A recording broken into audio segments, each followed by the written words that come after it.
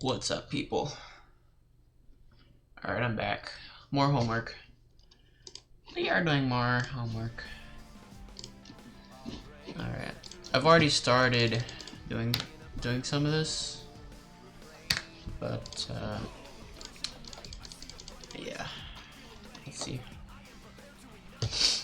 Alright, so... yeah, and I got my coffee, as usual. Lovely coffee. So, yeah, I'm trying to learn this thing. Right now, I'm doing, learning about mutual independent events. And, just trying to verify this for this thing. They're asking if these events are mutually independent. So, I'm trying to figure that out. Right, so I gotta find the probability of this event. So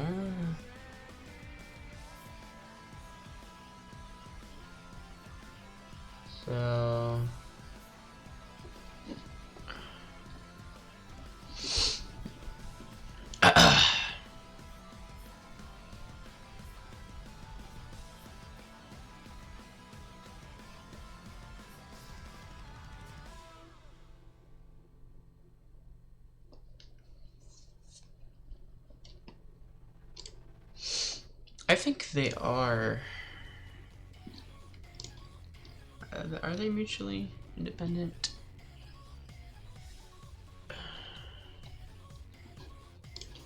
I have no clue. No clue. No clue.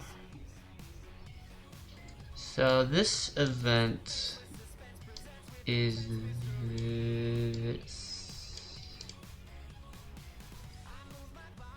this term.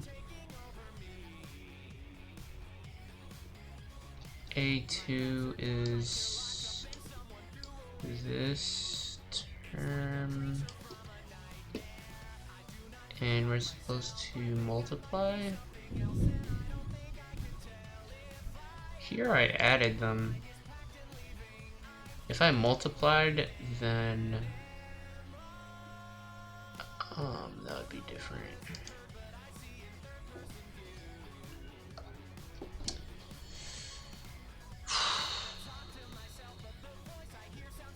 Is this multiplying?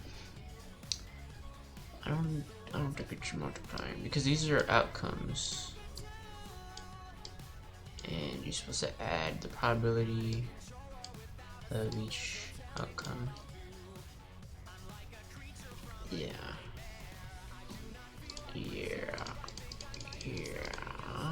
So the probability of the hold up, okay. Hold the phone.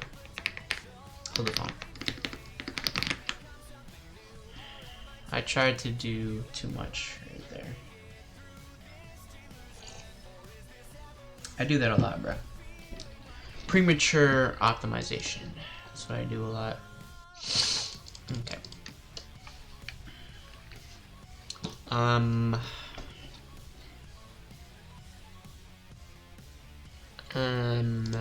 So this is the first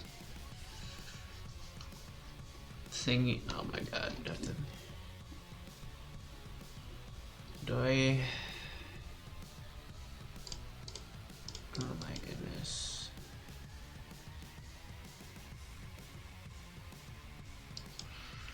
Alright, let's figure this out. First roll is 5, 4, 6. Let's find the thing. First roll is these.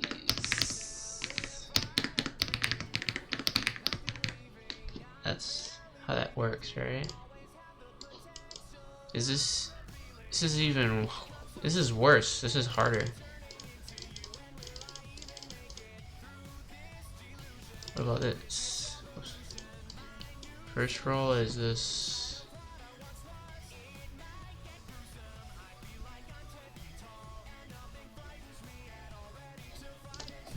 do I calculate this? So the first roll being 5 or 6 is kind of a lot of probabilities. That's a lot of different things right there. God damn it. So I don't know how to calculate this. Bruh.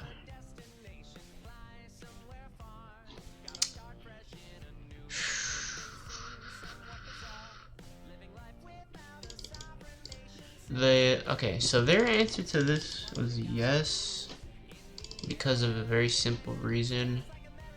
I have been trying to calculate this and verify this. I found this probability, and now I was trying to find these, but I don't really want to. It seems kind of complicated. Whatever. All right. I'm just gonna learn whatever they said here. It's a lot quicker. Okay. So they're saying, are these mutually independent? And they say yes, because all the events only depend on the outcome of the ith roll. How do they know that?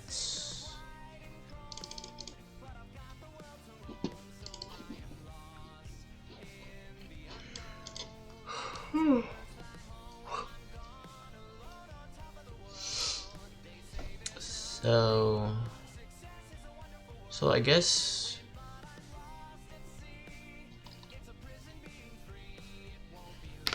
I have to think about this in terms of the events and what part of the outcome they depend on.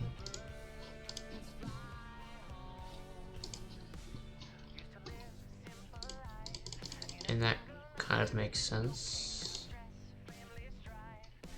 Okay, so how do I know which thing it depends on? This is the mutually.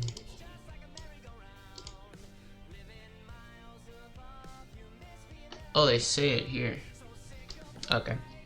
So the outcomes of the rolls are mutually independent. That means they all only depend on themselves, I guess. Each roll is independent of each other. Okay. Okay, and then they're saying, are these events mutually independent? So the event... Oh, the event... Okay, so they're saying... Right here, they're telling us crucially that each roll is mutually independent. So that's a thing. And then they say here that the event is at the ith roll and then some condition. So this event only depends on this roll. And they're saying that each roll is mutually independent. So this roll, this event only depends on the first roll, this one the second, this one third. So they don't ever depend on each other. So these must be mutually independent. Okay. Okay. I think I get that. Okay. Oh, look at this. What is the probability that on all of the 5 rolls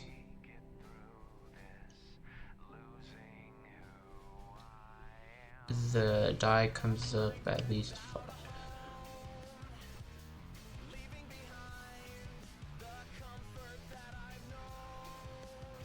On all of the 5 rolls?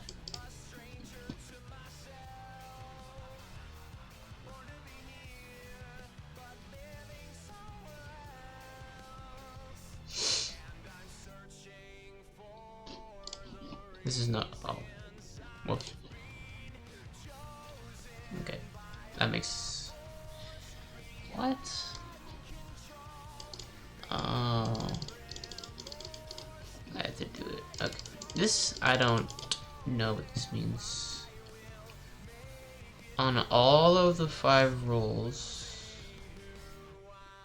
So they're saying there has to be at least 1 5 in all of the 5 rolls. Is that what they're saying? So just at least 1 5. So that's an event. So wouldn't that be the union of all of them? That would probably be the union. Excuse me.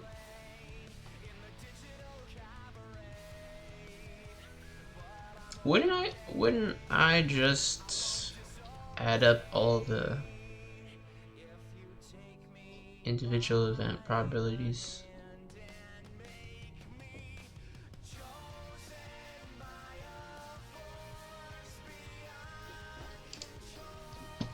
What? So on all of the 5 rolls, the die comes up at least 5.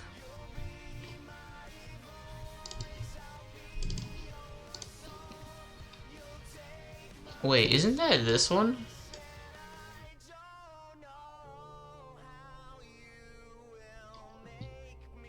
Isn't this?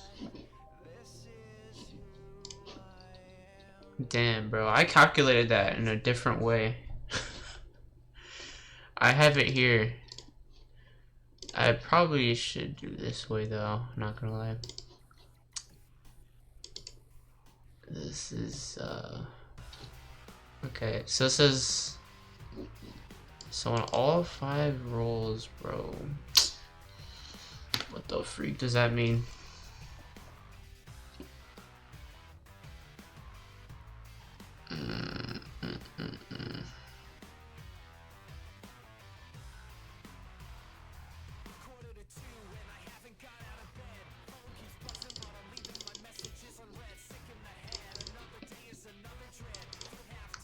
So it's 3 over 7 for a single roll to come up at least 5. Okay.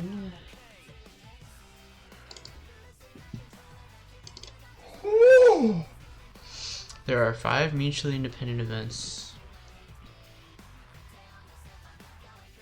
each of which happens with that same probability. And so you multiply them all.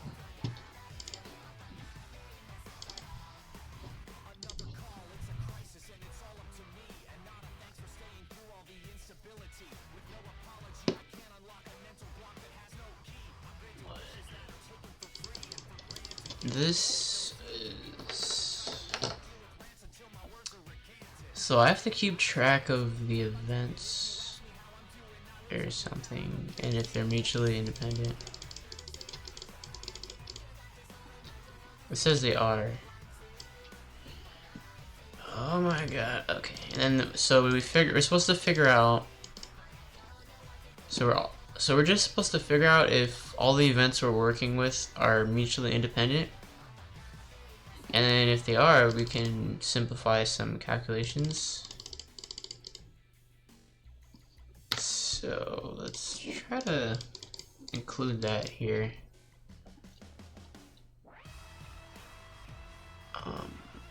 So this is the probability they were talking about. 3 over 7 to the 5th. Because I built it from scratch. I built it manually. And it turned out to be an equation that I recognized. The freaking binomial theorem.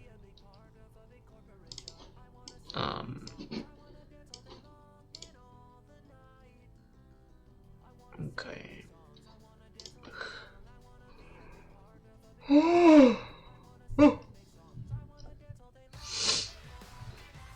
So right here I should have put yes, that they are mutually independent. And also, I should have just said that this is equal. And also, each event is just 3/7 probability. How the freak did they know that? I didn't know how to do that. I was here trying to figure it out. Oh, that's a single. Oh, that's okay. That's where the independence comes in. So also you can use the independence to. God damn, bro! I should really learn this. Yeah. So of a single roll of the die. I should have considered that. I was considering all 5 rules at once. That's how I calculated this thing. But I should have just considered a single rule. Just a single roll, not like. Wait, what? I was trying to consider a single roll, but what the shard, bruh?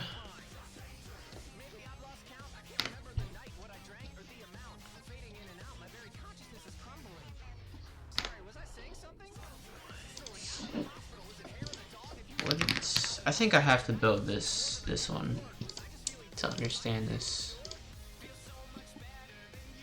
So this is the first roll is a 5 or 6.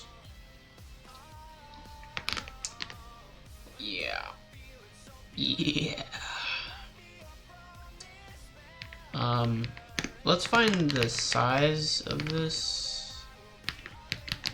So it'd be like 2 times 6 to the 4th.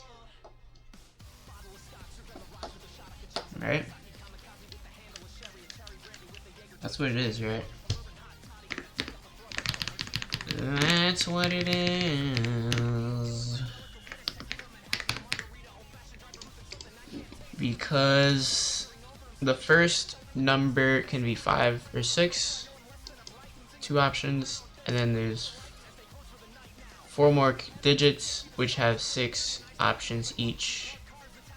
So 6 to the 4th. So yeah. So that's that. So if I were to build this from scratch, there would be that many freaking possibilities. So I don't think there's a way for me to do that. I don't want to do it. I don't want to. Okay, so there's an easier way. There's an easier way.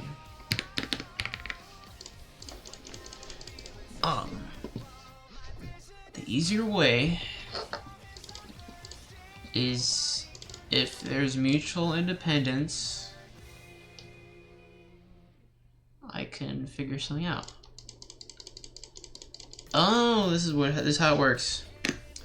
So if I see that this set is too large for me to handle manually, calculate manually, then I could check its dependence and stuff. So I could say A1 only depends on the first roll. So that's a fact. And now with this fact, you can deal with this in terms of probability of the first roll only. So work with first roll only. So that is good. That shrinks it. So the set itself still is pretty large, but the probability, I guess.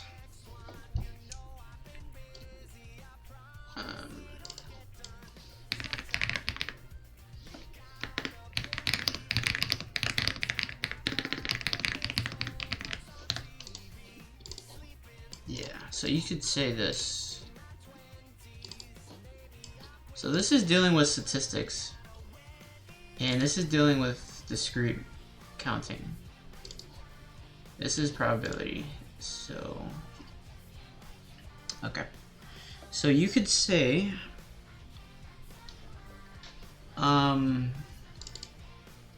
if it depends only on the first roll, then you could say probability works with first roll. And then if you could say that, let's write down some mathematicals here.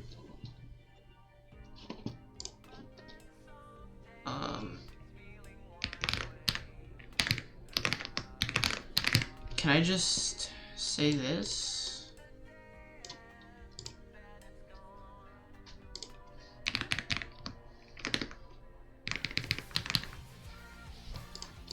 Can I say that? I know I can because they said it here. But I'm trying to build up like an algorithm in my head for this.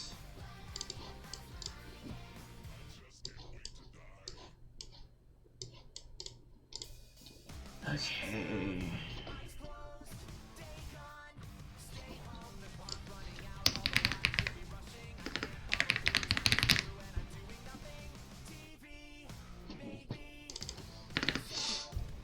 Okay. Probability works with first roll probabilities. Okay, so let's say probability. Probability at least 5 or 6. It is 5 or probability 6.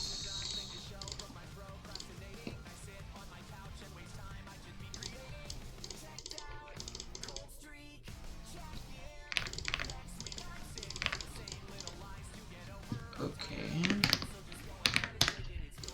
That's 3 over 7. Right there.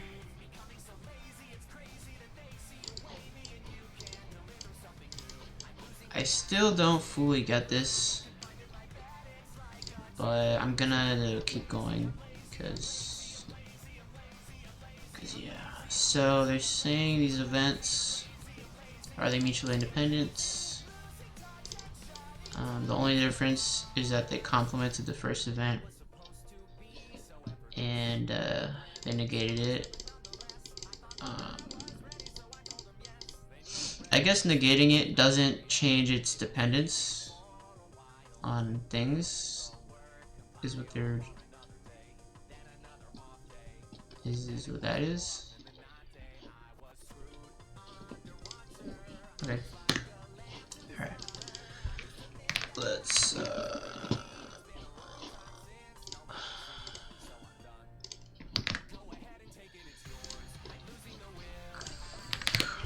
okay. So let's try to work on this one with our newfound knowledge. So what is the probability that the first roll comes at 5 and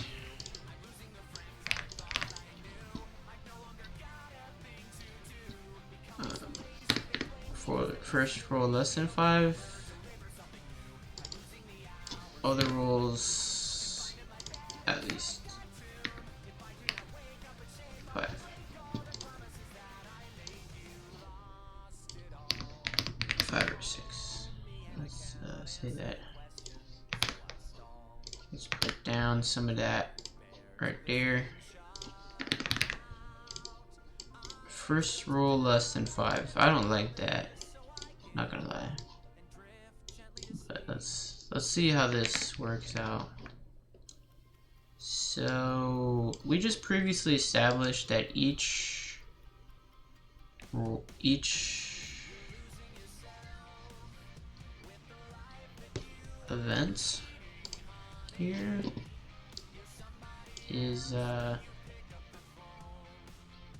only dependent on its role, and this one as well. It only depends on the first role. These also only depend on their respective roles. So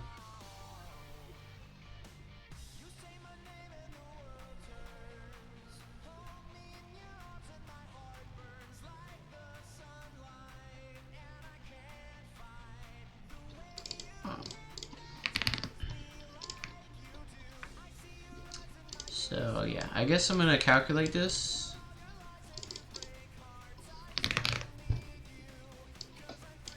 Yeah, and then I'm gonna multiply by this. Okay, because of the and these are mutually independent. So yeah, I can do this. So right here, first roll less than 5. That should be 1 to the 7th times 4, because it'd be a probability that it's 1, 2, 3, or 5, or 1, 2, 3, or 4. Each probability they give us here 1/7 for the thingies. Yeah, so we got that. That's the first one. This one. So yeah. So this is for the first roll. These there's 4 more rolls, so this includes 4 of them. So what is the probability that one of them would be 5 or 6? 3/7. Right? Is it 5 or 6? 3/7. And there's 4 of these. Right? So this is OR. So you'd be adding all these, so I can multiply by 4 because there's 4 addings of 3/7. And here I multiply because of the and, they're mutually independent. Here, first roll is less than 5, means 1, 2, 3, or 4. Add them up. Yeah, because of the ORs. And I just multiply these. So let's see how that turns out.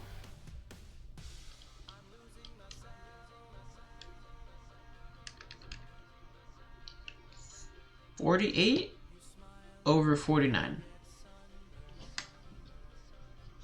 is my answer. This is kind of weird. This is kind of weird because here they have to the power.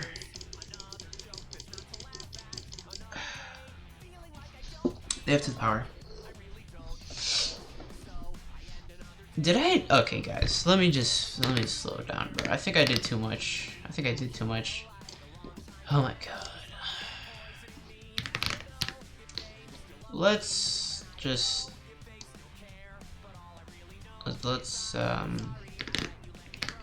slow our roll here. So how do you break this down? So the first roll is less than 5. This is first roll is 1 or 2 or 3 or 4. That's what that means. And this thing. So this is so I'll say this is the first roll. second, I'll just do that. Second is 5 or 6. And third is 5 or 6. And fourth is 5 or 6. And fifth is 5 or 6. So that's a lot of stuff right there. Now I think we can break it apart. So we got this one times this one because of the and that was my mistake. I thought these would all be ors, but they're all ands. So yeah. So this would be third. And now I'm just gonna put the dots here and say skip to the fifth one. Alright. You gotta be very careful there. So this probability, alright, let's put this down, is 1 is 1 to the 7th, 4 times 1 over 7. Alright, and then we multiply this by everything here. What is this? Let's see. I suspect that we're gonna have power to the 4, and we're gonna have 3 over 7 here, because I think each one of these is 3 over 7, and there's gonna be 4 of them. And yeah, so there you go. Yeah, oh, that's why they gave me the compliment one. Oh, I didn't have to do all this typing. Jesus, I did it again. I did it manually. David, you'd never learn, you dirty dog. Oh my god.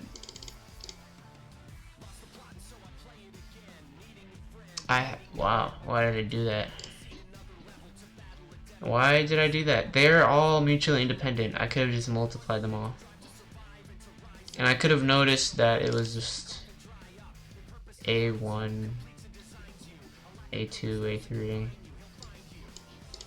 There would have been a lot less words here. Like these are all the A events. And this one too, this is the complement of A1. Well. At least I got it. Alright. Bro. Okay. Cool. God damn, bro, this took me 30 minutes. I mean, I think I get it now. The dependence thing. I hope I get it.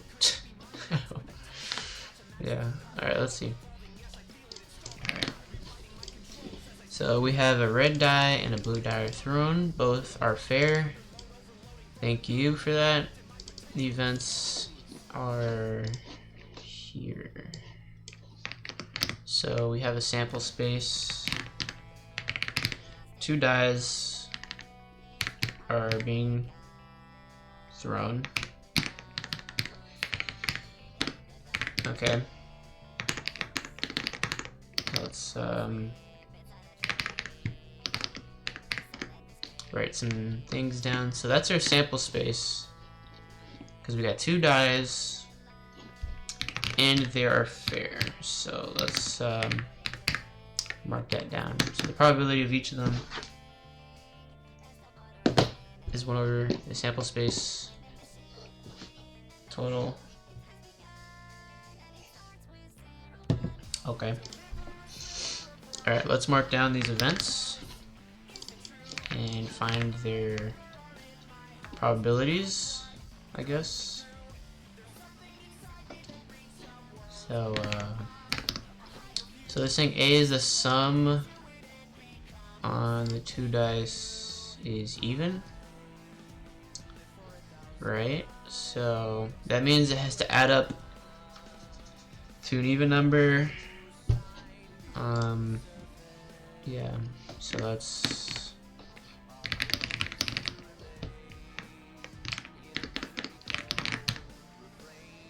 2, 4, 6. That is the thingy, which equals, let's find them.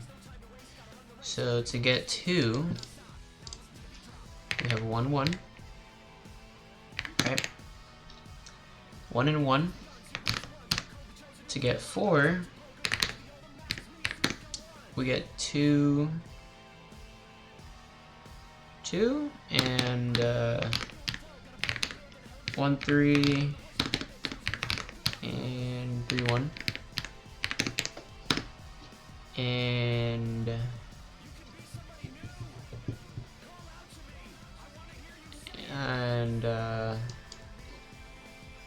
that's good, right? 2, yeah.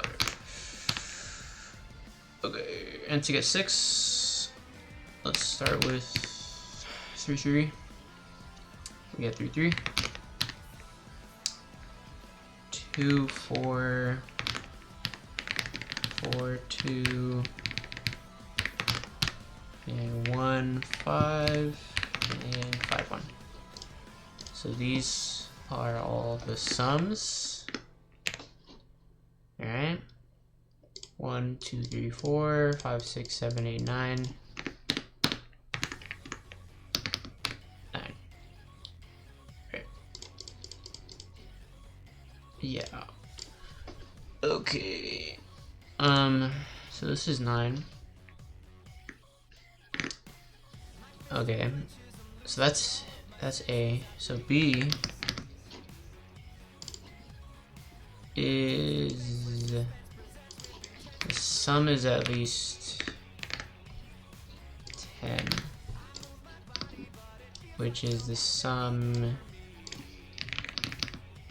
is in at least 10, so 10, 11, 12.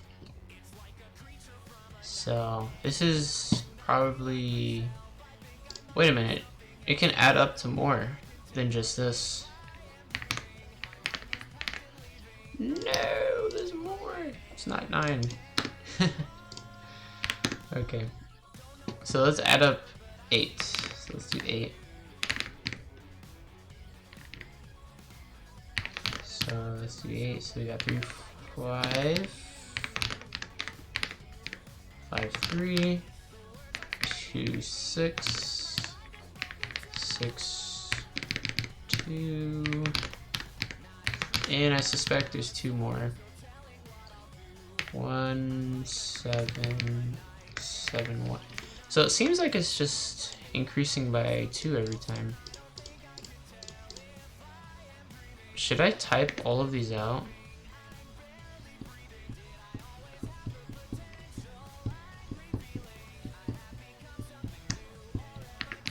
I don't know, but I'm gonna separate this a little just so I can tell. This is 2, 4, 6, 8, 10, and 12 is gonna be popping up here. Yeah. So yeah, we got 10, which is gonna be 4, 6, 6, 4, and that's it. Oh, it's not increasing by 2. So what happened here with the 4s?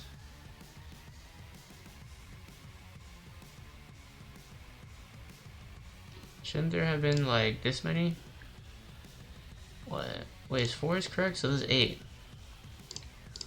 We got 3, 5, 2, 6, 1, 7.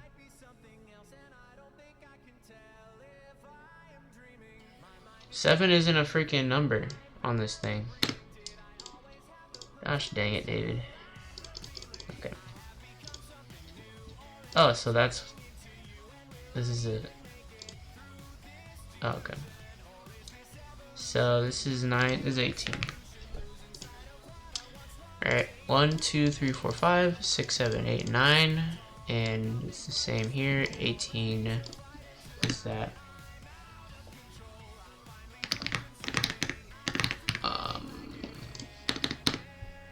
So yeah, so this is 10 and 12. Let's find out 11, which is just 2 of them, right?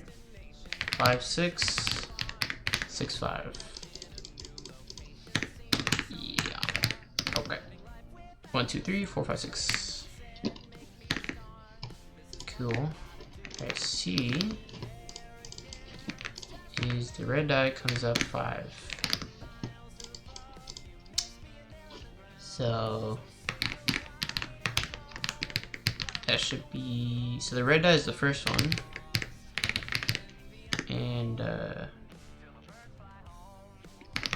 yeah, we can type these out. There's only 6 of them, I think.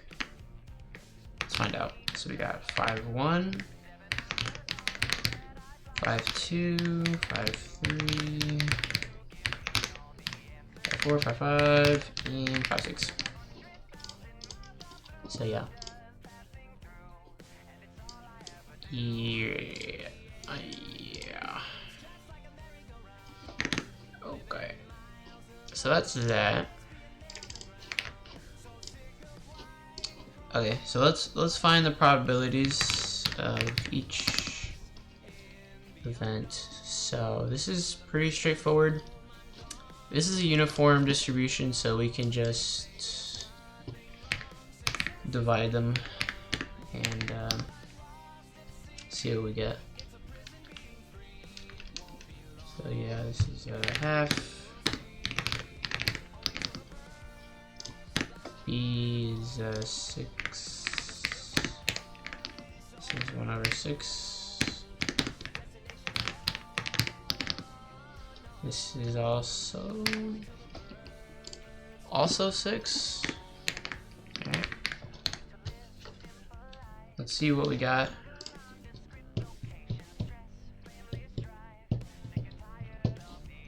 Yeah, we got the same. Okay. So far, so good. Alright, what is this? So remember about this. This is the intersection of the 2 divided by the probability of whatever. So let's find the intersection because we are missing that. We are missing that. Let's find that. So A and C. So A is this one and C is this one. C is that it starts with a 5. The first one starts with 5. So I'm just gonna do a little magic right here. So all the ones that don't start with 5, we're just gonna take them out. As simple as that.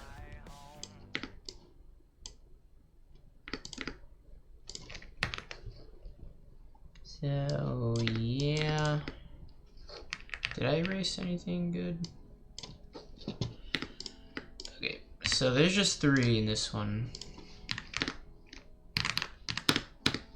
So yeah, I don't think I needed to copy paste the whole thing to figure that out, but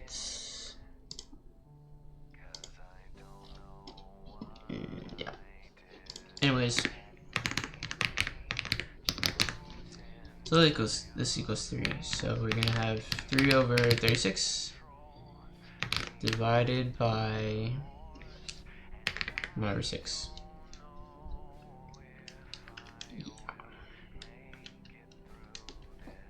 Which is 1/2. Yeah, we got that. Okay. What is this? Right here. So, yeah, as usual, let's find out the intersection.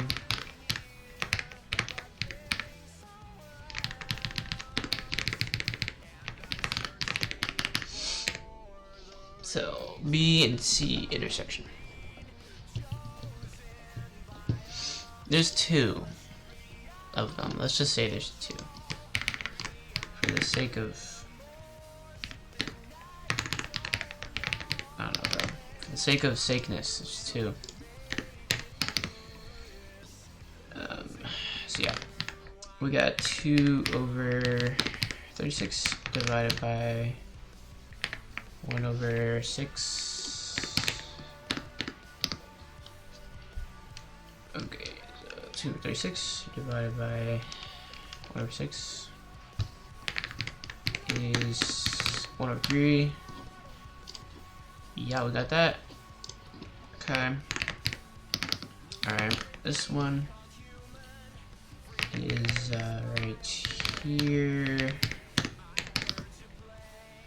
Something divided by something else. And I know B is 1/6. So let's find the intersection of A and B.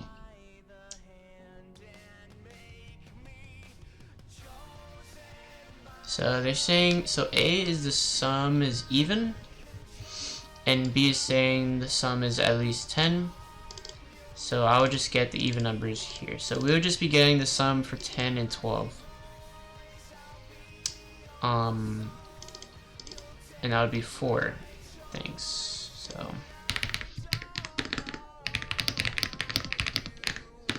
yeah. So yeah. I just counted it. It was 4. So probability thingy. Right. So this is 2 or 3.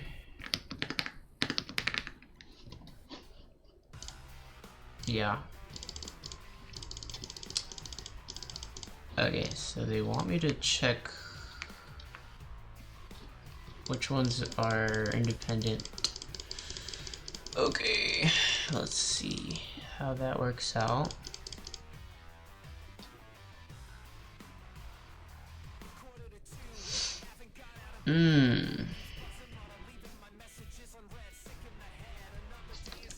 Let's figure this out. So let's put these together.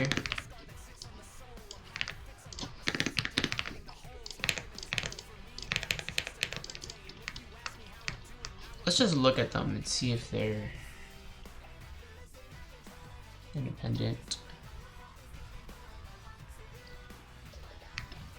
Let's bring these two. Okay, so the pairs that are independent,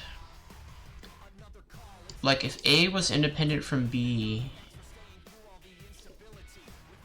then conditioning A, doing A condition B would not change the probability, but it did. So A and B are not independent. B and C are not independent, apparently. And A and C are independent because... Okay. So A and C are independent.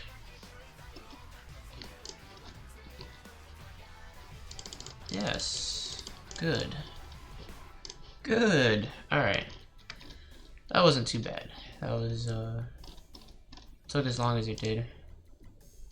That was like 20 minutes, bruh. 20 goddamn minutes, bruh. But I did a good amount of things here. I calculated, probabilities for a lot of things, a lot of intersection, a lot of conditionals, and I checked which ones were independent, and I calculated a lot of intersections, a lot of these too, a lot of sets. Cool. Alright, that's cool. I'm satisfied with my speed on that. I'm only checking my speed because I want to make sure I'm ready for the test, that I'll be quick enough to do all the questions, and that I don't know, competent to do the exam. Alright, here we go. Here's another thing with more events. And we're just calculating a bunch of other stuff too. So that's good. Alright, let's just do that. So we have a sample space, uniform distribution, so let's do our sample space. So it's these letters are put in random order, and it's a permutation. So that's a lot of stuff right there. So we got 1, 2, 3, 4, 5, 6, 7. 7 factorial is our thing right there. Maybe I could write it down. I'll say A, B, C, D, E, F, G, permute 7. Yeah, so that's our sample space. So yeah, 7 factorial. Because yeah, this permute 7, choose 7, whatever. Get 7 factorial. Alright. So uniform distribution, so all the thingies. Each permutation has a equal chance, like that. Yeah. And alright. So let's get these events. So here's an event. Alright, here. So the letter B falls in the middle. So it's in the middle. That's the permutation there. That's not too bad. That's pretty simple. So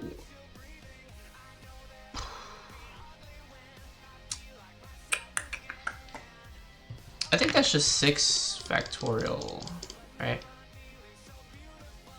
Because we pick the B, and then we gotta pick everything else, and there's 6 other things to pick. So yeah, so yeah, I'm just gonna. So we get A, C, D, E, F, G, permute into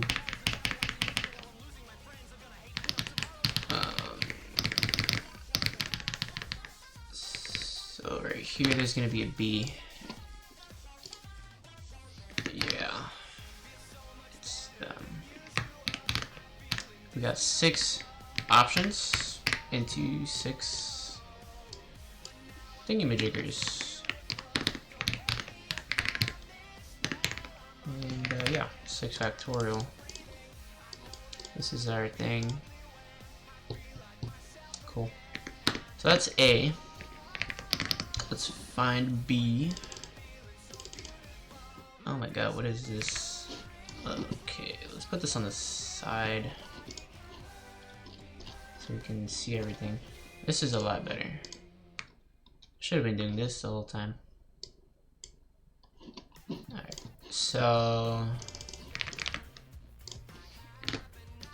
the letter C appears to the right of B, although C is not necessarily immediately to the right of B. A, G, B, D, C, F is an outcome. So they're saying C has to be to the right side of B. kinda weird.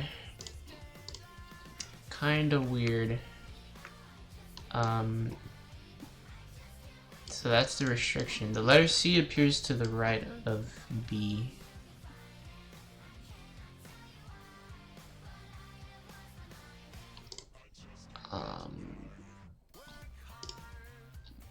Okay. Well, I think I know how to approach this.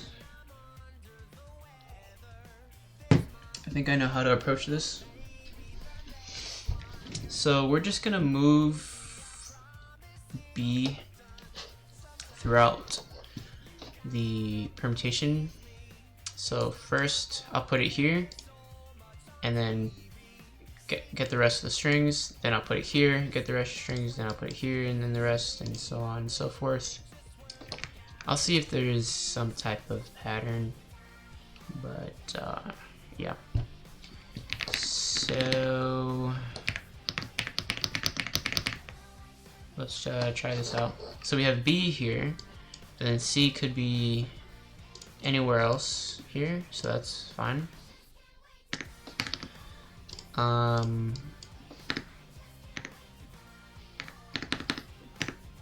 Let's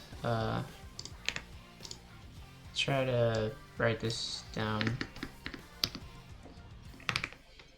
So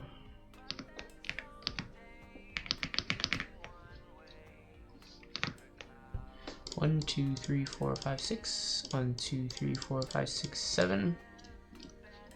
Why is there only 6? 1, 1, 2, 3, 4. Oh, 5. So this is what I was thinking.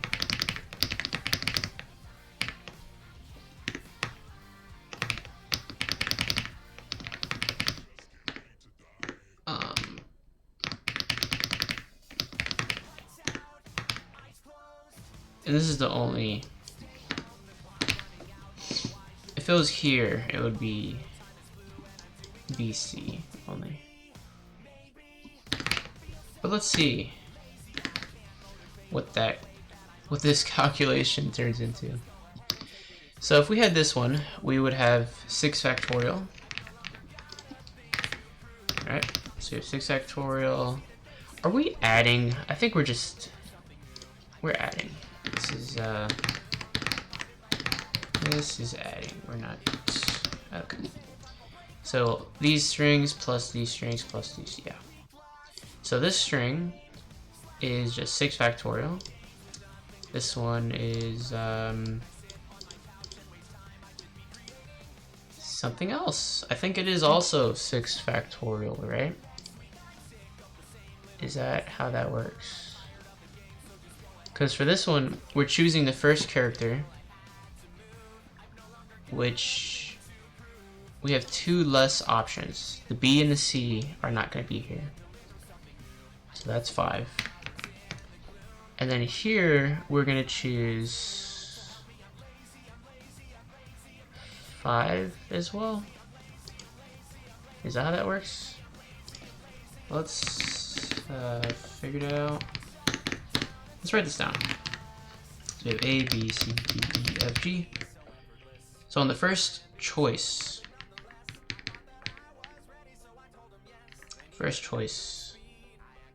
we don't have the B or the C. So we have 1, 2, 3, 4, 5.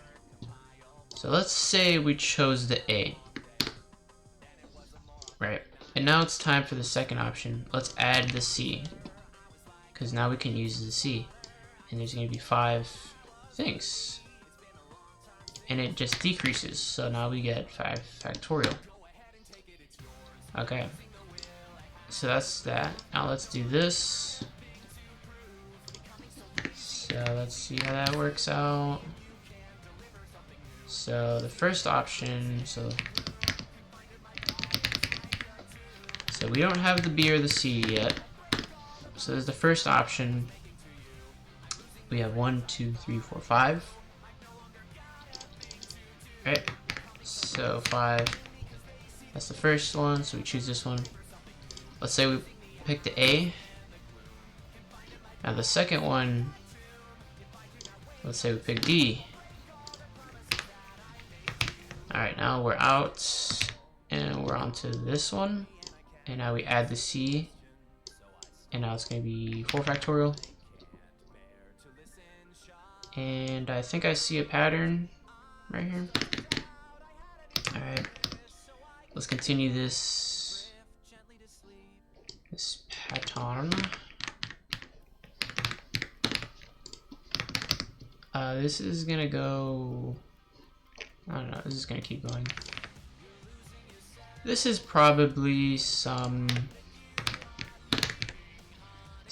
formula that I'm not seeing. Right, and I think it ends here, right? 1, 2, 3, 4, 5, 6. Yeah. This is really ugly. There has to be a easier way to do this.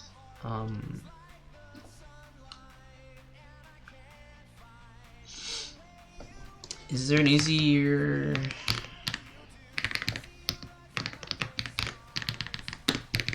Because it's like permute 6, 6, and then this one is like 5, 1 times 5, 5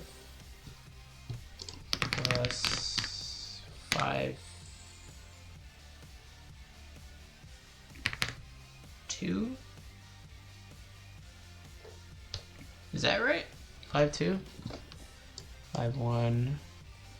We get the 5. Because look, 5, 1. 5 permute 1 is 5. 5 permute 2 is 20. 5 times 4, okay.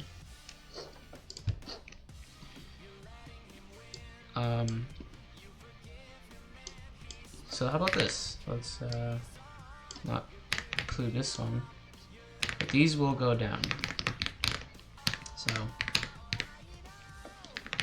So this is what we are doing.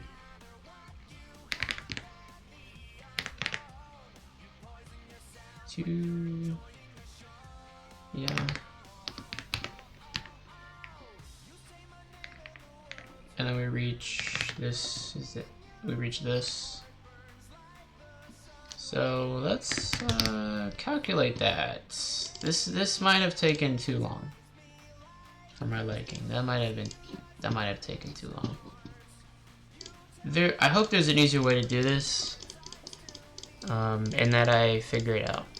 Because what is this? Like, what is this, bruh? Is this how you do it?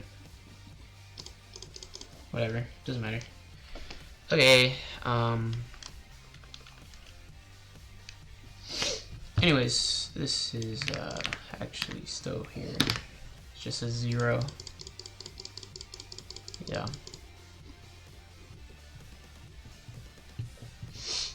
Okay, so this is a sum. I have sum on my calculator, so I could do that. So it's from 0 to 5. And then what I do is 5 permute index, and then I do x plus, or 6 minus x factorial. I get this number.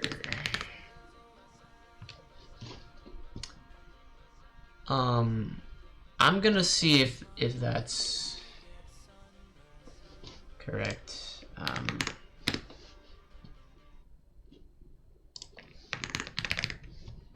Yeah, let's just mark that. Interesting. So there's probably an easier way to do this. I'm not gonna lie. I don't know what that way is, but wait a minute. No, never mind. I thought I figured out an easier way. Okay. Alright, let's do this one. So the letters D, E, F occur together in that order. So G, D, E, F, B, C, 8. Okay. This one I think I know how to do. And I'm gonna do it like this. That's how I'm gonna approach it. So I have A, B, C, D, E, F, G. Let's combine D, E, F into one thingy. And then count how many we have. So 1, 2, 3, 4, 5. Okay, so 1, 2, 3, 4, 5. So let's say that. Is this permute 5? So this is easier. This is pretty simple. Alright. Let's get the size of this, which I'm pretty sure it is 5 factorial, right? Just cause that's how it works. Alright, permute 5, 5. 1, 2, 3, 4, 5. And DEF. Yeah, so that's that. Alright, let's calculate the thingies now. So we got 6 factorial over 7 factorial. Alright. What do you think that is? What do you think that is? 1 over 7, right? I think that's 1 over 7. Okay. And B is this, which I will gladly type into the calculator. Half. This is half? Wow, that's pretty simple. So I calculated, this is half the strings. That's probably why that was so difficult. Half the strings. What is 7 factorial? It's 5040. Huh. I don't know about this. I don't care. I already got the numbers. So yeah, 5 factorial over 7 factorial, 1 over 42.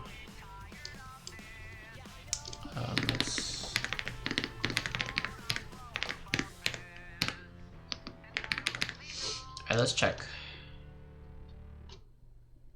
Oh, A is 1 over 7. No, I got that. B is 1 over 2. This is 1 over 42. So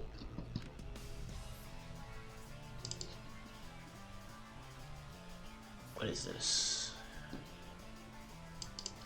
They found an easy way. So they said for every way to permute the letters with C to the right of B, there's exactly one way to permute the letters with C to the left of B.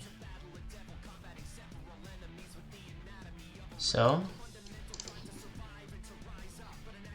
what? So in half of the permutations, C appears to the right of B.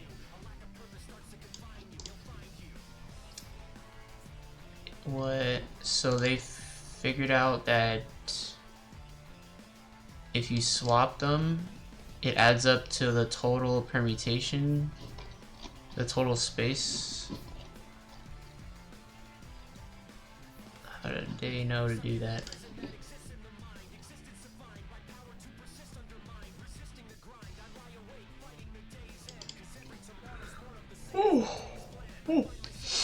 You know, I think that kind of makes sense.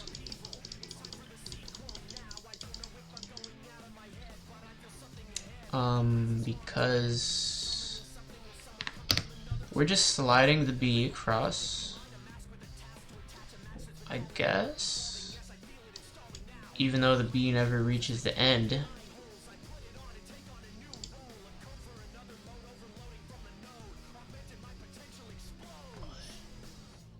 I don't know, bro. I think I would have still did it like this on the test.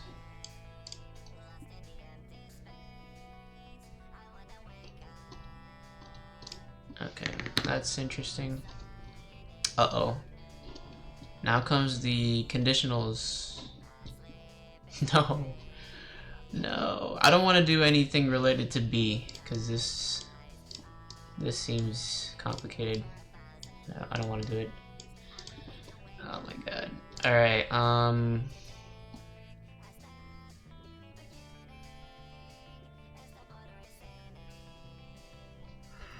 Alright. Let's see here. Oh god. Alright, whatever.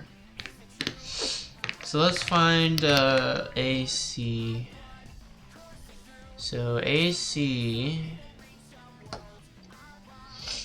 So A is at B is in the middle. That's the only requirement.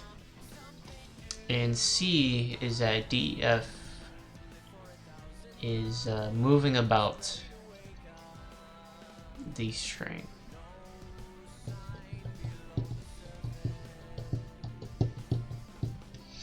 So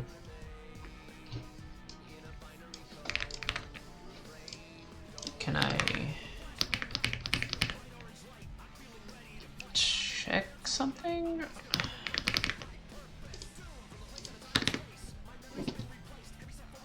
So I mean the B would go here, right? But now we have to permutate D, E, F into this.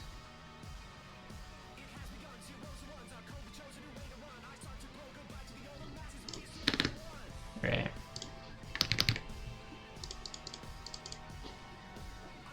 One, two, three, 4, 5, 6.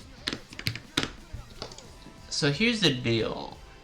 DEF only fits here or here. So if we had DEF here, then our only options left would be 3 factorial. And if DF was here, we would have 3 factorial. So this is just... This is 2 times 3 factorial. Yeah, which is 12. So that's interesting. Cool. Alright, whatever. So let's find BC now. So B is this contraption. C is DEF. Right. So me no likey. Me no likey. Because the B on this one is traveling throughout the string. And that's a lot of DEFs where this could go.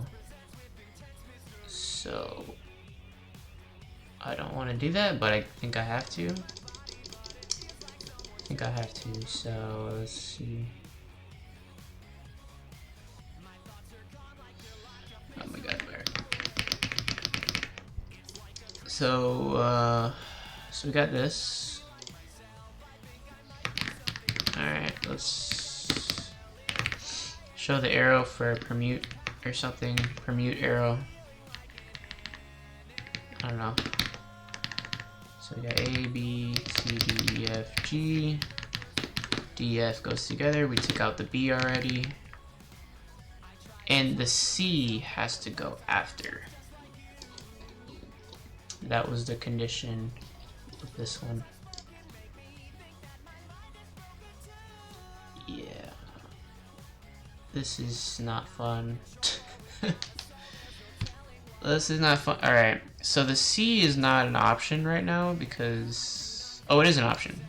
Because we already have the B in the beginning. So for this one... Yeah, we got this. That's our first... That's our first thing. And then our next thing is... Take out the C. Go like this. It's gonna be this times this times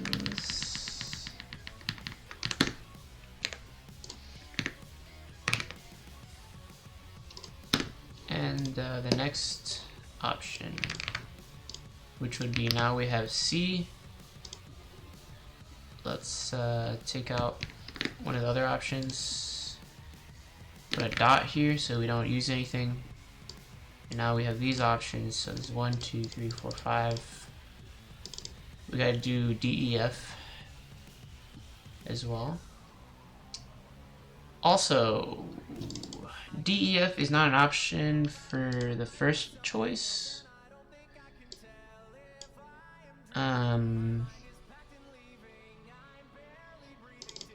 Right, so we would do this. This is not a... So we just have two options for the first one. And for this one, this is kind of like having 3 and 3, 3. Jesus. Alright, next is... we are doing 2 of these. Alright, 4, 5, 6, 7. We are adding this.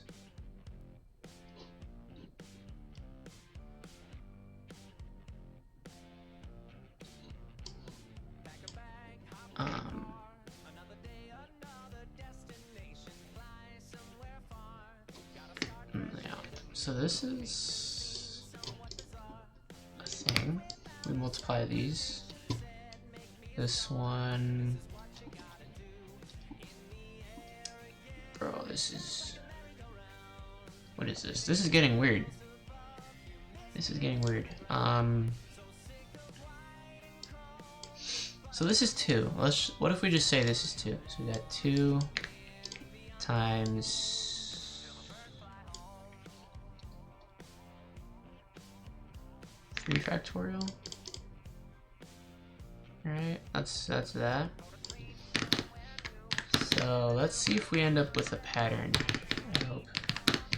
So this is 2 times 3 factorial, the first case.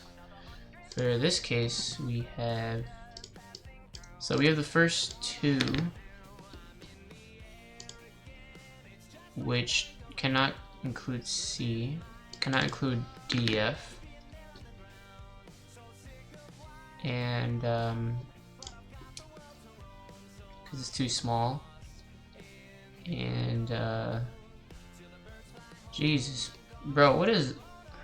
I gotta figure this out.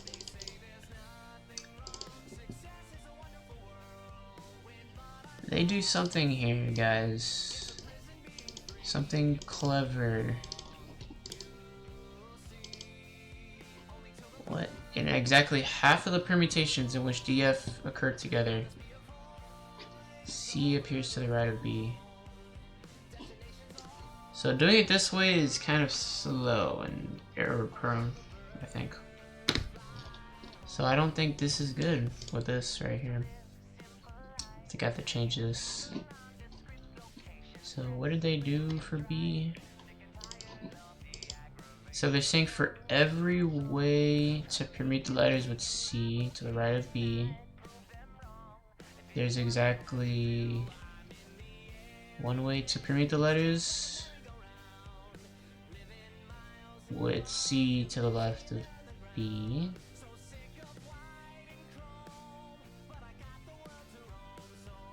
I don't get that at all. Why would you... what?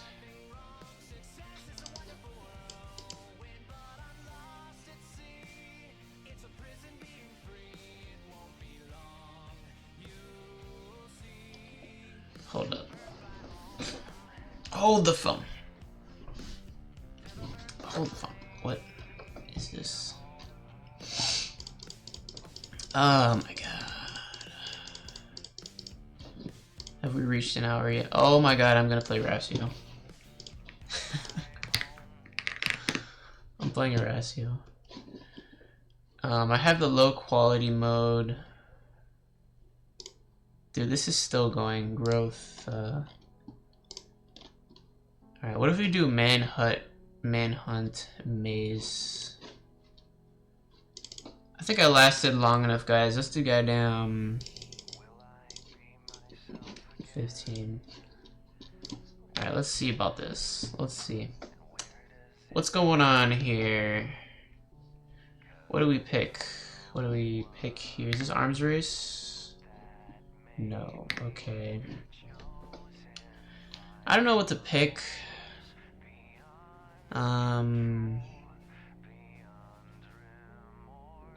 You're fighting. Look at that. Okay, that guy took that. So the Annihilator is pretty good. I think I want to try. Oh, there's no. Okay, whatever. I'll try this. I was gonna use the wrench, but this works too. Let's shoot down this hallway. See if we can get. Oh, I actually killed someone. Oh, I killed someone else. This is interesting. Let's just stay here, kind of. Shoot down the halls a little. Oh my god.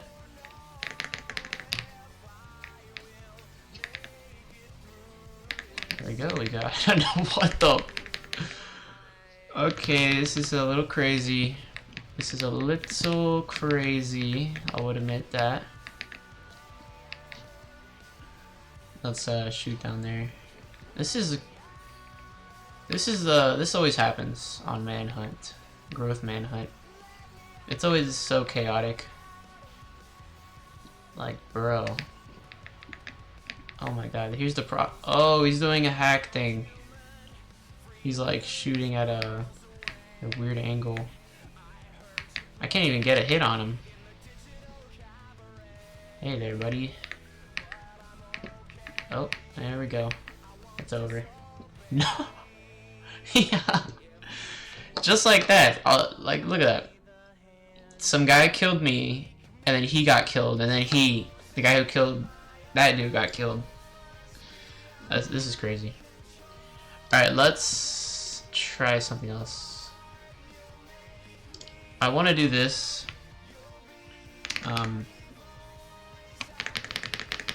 Put up our health and shield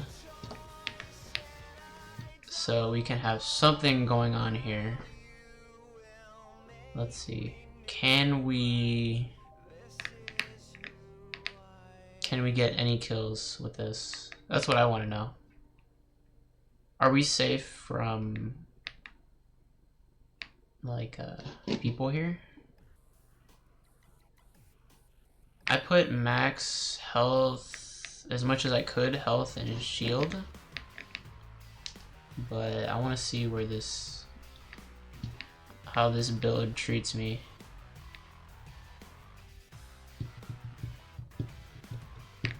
Maybe if I get closer, I can get some. Oh, it hurts.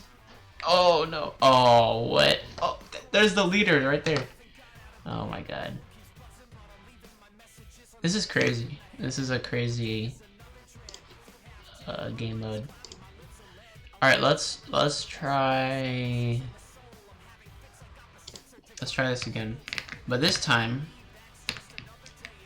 I'm gonna put max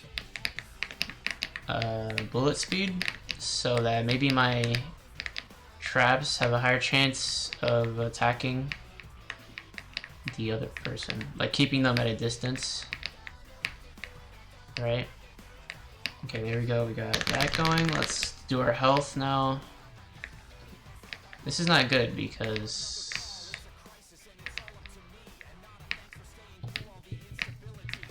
oh, I'm trying to reach the left corner because if I go to the left corner, that's really strong for this tank. But I still want to see where this right end up. Oh my god, no way. I'm going down. That guy is killing me. This guy killed me. No. Alright. Alright, let's see what we can do here.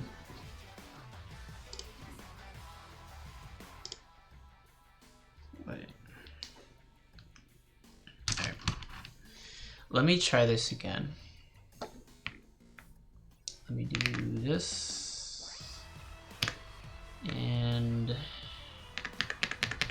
let me balance out the health and bullet speed. Come on, guy. Let me spawn at least. Alright, we are fighting 2 people at once. I don't want that, so I'm gonna try to back up.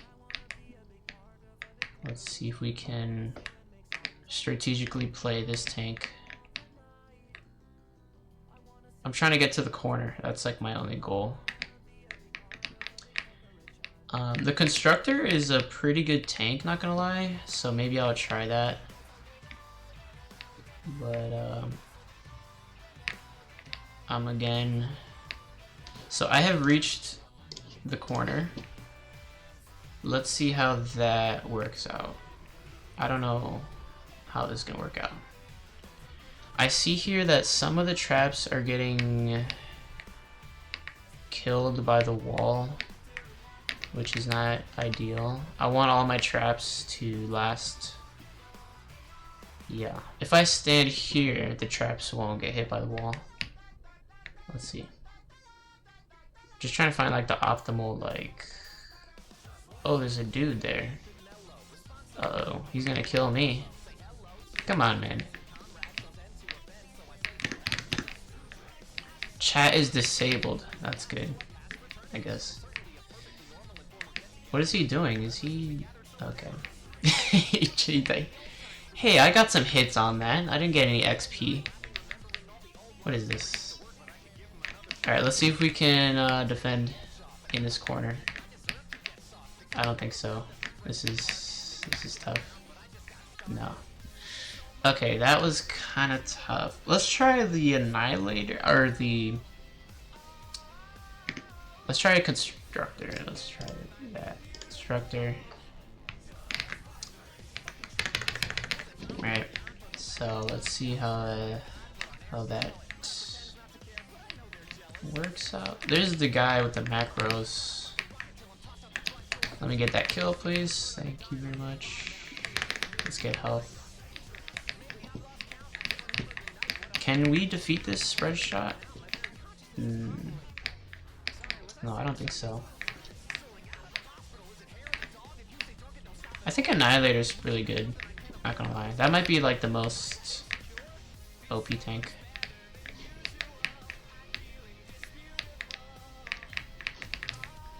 Oh my goodness, we can't let this guy kill us. So Constructor is not that good. Not gonna lie, cause oh my god. You see that? I almost got freaking killed right there, but the Annihilator can over DPS our bullets, so that's not fun. So there's an Annihilator on the left, right? Not cool. Yeah, let's run away. We can't defeat that guy. All right, we can't defeat that guy. Let's see how far we get with this. He's following me. All right, that's cool. That's not cool, but he's stuck. Kill that guy. Killed him. Oh! Yeah! So you just get stuck. So you just get so big, you just get stuck. Okay, I think I know the strat. The strat is to be in the middle. And, I don't know, I guess that's the strat. Be in the middle. Let's see what we can do. Let's try Annihilator. Let's try it out. Let's try to get some XP, I guess. So let's run away from this guy. Let's try to get this Constructor, because constructors, you know. Oh, this guy's trying to get me, right? If he gets too close, yeah.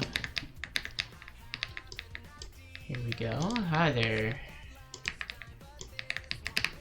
Oh, he got me. No! Oh my goodness.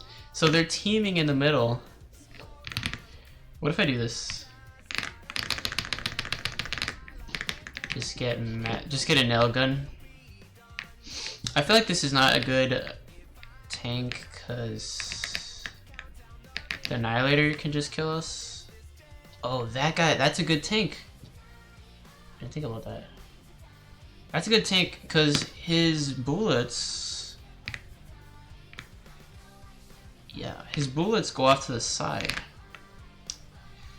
I remember thinking about that, you know, like that could be a OP tank, you know what I'm saying? Oh my goodness. Oh, I'm gonna die this. Okay. Yeah. Alright. Let's try it again. Let's try that again. So yeah, it has a nice attacking flexibility or whatever. You can utilize this to get some hits on people more often, I guess. There's a builder guy right there. He's the king of his little base right there, I guess. Let's see if we can get some kills. There's an Annihilator there. Let's see if we can kill this little tank for some XP. Hey there, guy. There's a lot of constructors. That guy oh, he didn't miss that time. Alright, let's see.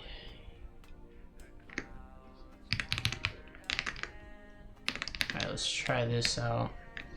The only downside to this tank is that the bullets that go off to the side they're really easy to just fly off and hit any little random thing.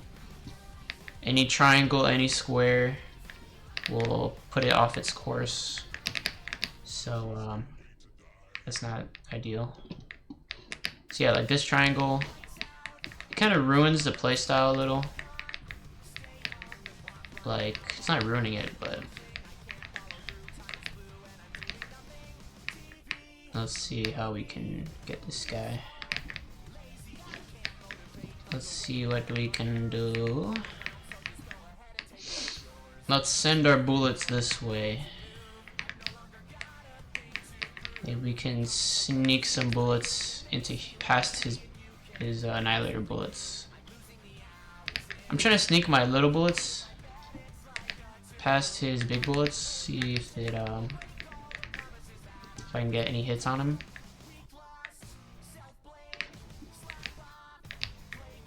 This guy's probably gonna kill me, not gonna lie. I got saved by this dude over here. Let's see.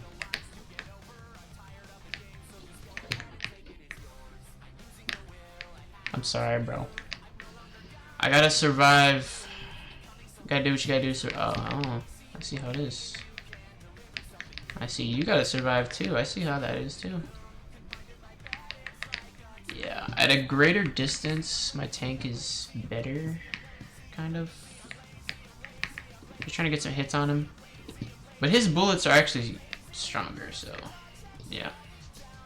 That's the downside. Oh my god. Is there like a perfect tank, you know? Like, you could just... I don't know. What about the Desmos? That tank is just hilarious. This tank is hilarious. Yeah, look at this thing. The DPS sucks.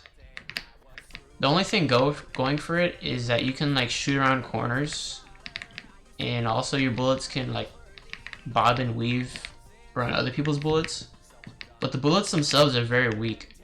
So they can probably just run away before anything significant happens. You know, any significant damage can be done. Oh, there goes the timer.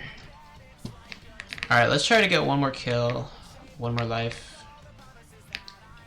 You see I can shoot around corners. That's the playstyle. Use all your bullets. Try to use all your bullets to get people. Let's see if we can get some bullets into this guy's thing. That would be kind of funny. Look at this. We got some bullets going in there. Oh, we actually got some hits on him, right? You know, get him out of his little whatever that is. Oh my goodness. Hey there. Hey there. Look, I'm shooting around the corner. He can't get me. Now he's vulnerable to the left side. Yes. Yes. That guy could have gone for me. Oh, what the? Alright, there goes that run. That's so funny. Alright. Growth, manhunt. It's always crazy. Bro, I ran out of coffee. I ran out of goddamn coffee, bro. I kind of want more coffee, but I shouldn't drink too much coffee.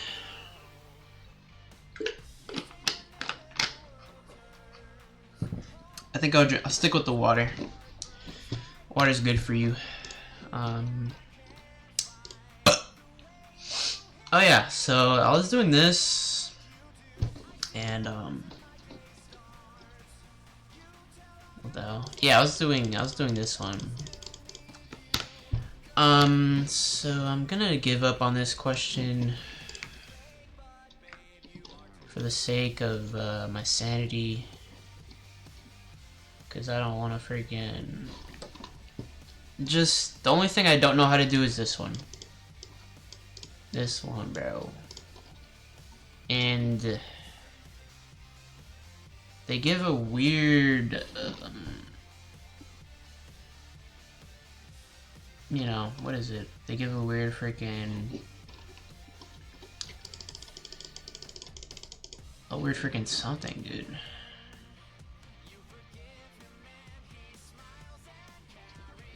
Wait, what was I doing? I was doing AC, BC. I don't really care. Alright, we did most of it. Okay, let's looky here. So we got a few things going on here. A few questions. So right here it says a wedding party of 8 people is lined up in random order. I'm gonna take these out. Okay, I'm actually gonna take that out too. So our sample space is 8 people, right? Permuted into 8 spaces. So that's our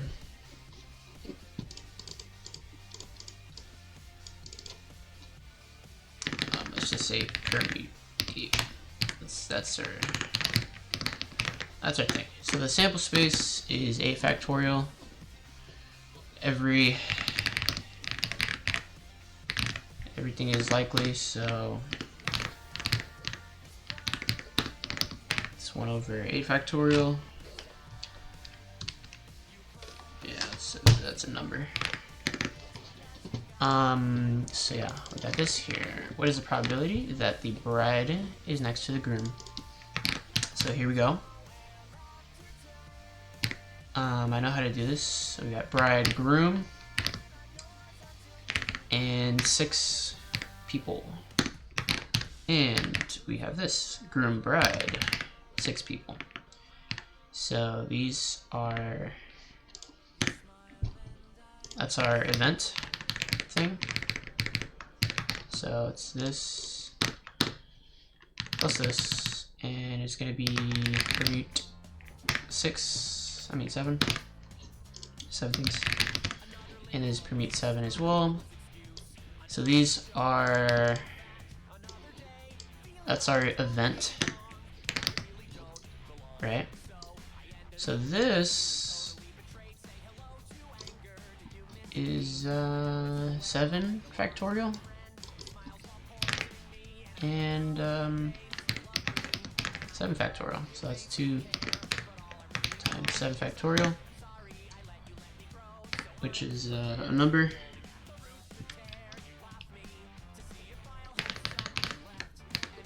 That's our number 10080. Let's not get mixed up here. Okay, so that's our event. This is our thing. So yeah, that actually goes right here. So that's the size, and then the probability is this, right? Which is 0.25, which is 1/4. Yeah. So we did that. And let's check this. So what is the probability that the maid of honor is in the leftmost position? Right. So let's call that B. And that's gonna be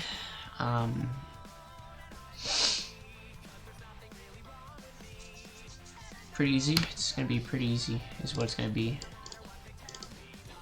Maid of honor is in the leftmost position. So we have a maid of honor. So we have 7 people, because one of them is the maid of honor, right? We permute it. The maid of honor. The maid of honor. So here's the maid of honor. This is our choices, right? So yeah, 1, 2, 3, 4, 5, 6, 7, 8. But the choices here are 7. So yeah. So here we have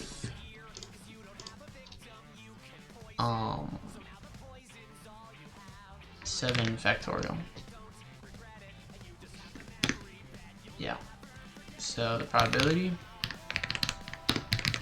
would be, since we have a uniform distribution, we could do this, and it's just 1/8. Yeah. Okay, so determine whether the 2 events are independent. So how do we prove that? It's pretty easy. We could find their intersection and do some stuff with that. So let's first find the intersection. So here we have something. All right, so we have this.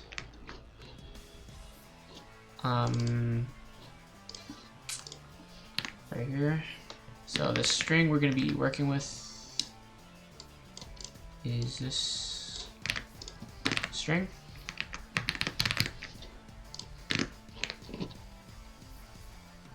And we removed 1 person. So yeah, and that's it. And then now we just calculate what is the rest of this. So 1, 2, 3, 4, 5, 6, 7,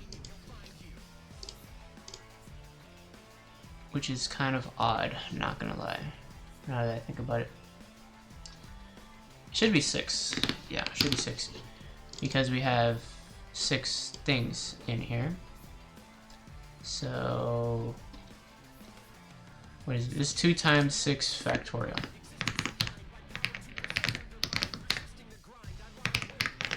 Right? 2 times 6 factorial, because we have 6 factorial for this one, 6 factorial for this one. So yeah, 2 times 6 factorial. Yeah, and then the probability is very straightforward. You just do that. So let's calculate that. 1/28.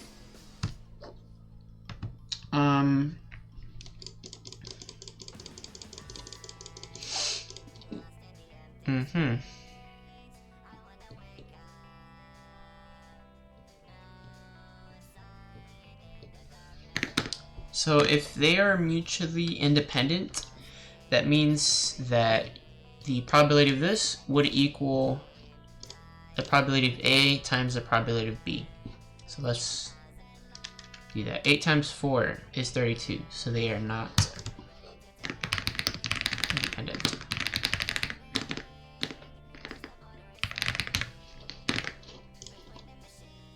Yeah. So yeah, I said that. Cool. Okay. There's some stuff here. So this is 10 kids are randomly grouped into an A team. I've already done something like this, but I'll do it again. This question. So 10 kids are randomly grouped into an A team with 5 kids and a B team with 5 kids. Each grouping is equally likely.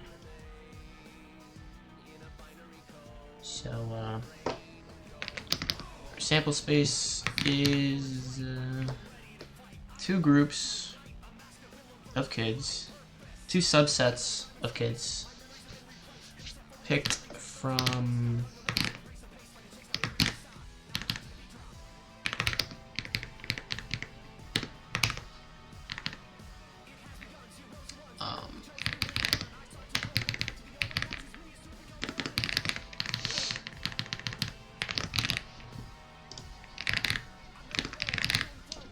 yeah, so that's kind of our sample space.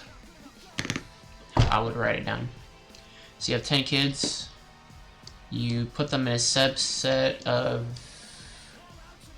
choosing 5 for the first subset, and the second subset you choose 5 as well. So 10 choose 5 is the thing.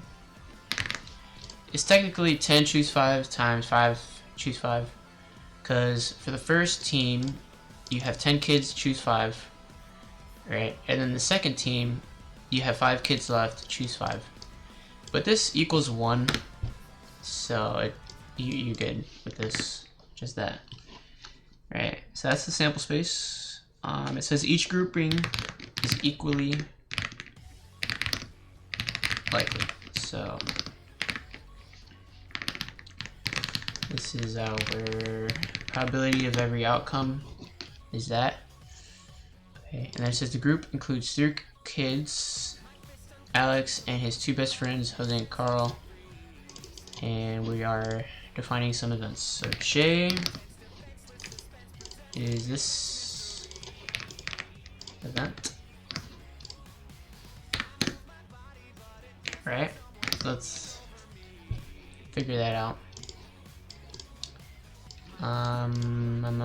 So we have 2 teams. So A and J on A team,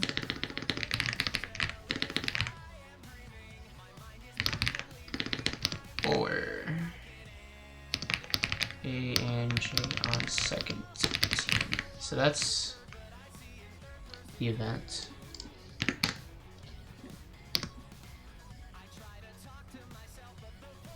So this is our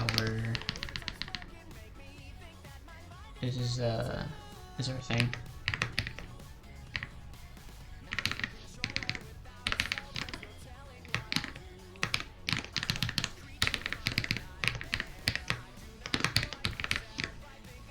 Yeah. that's sort of how that works. I can do this because there's no intersection between these two.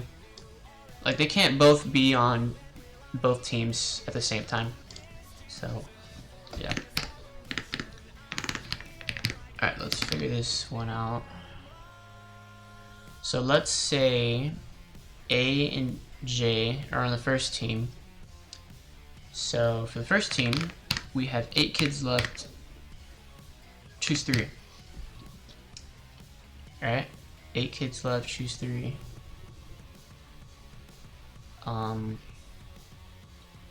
Because we already picked 2 of them.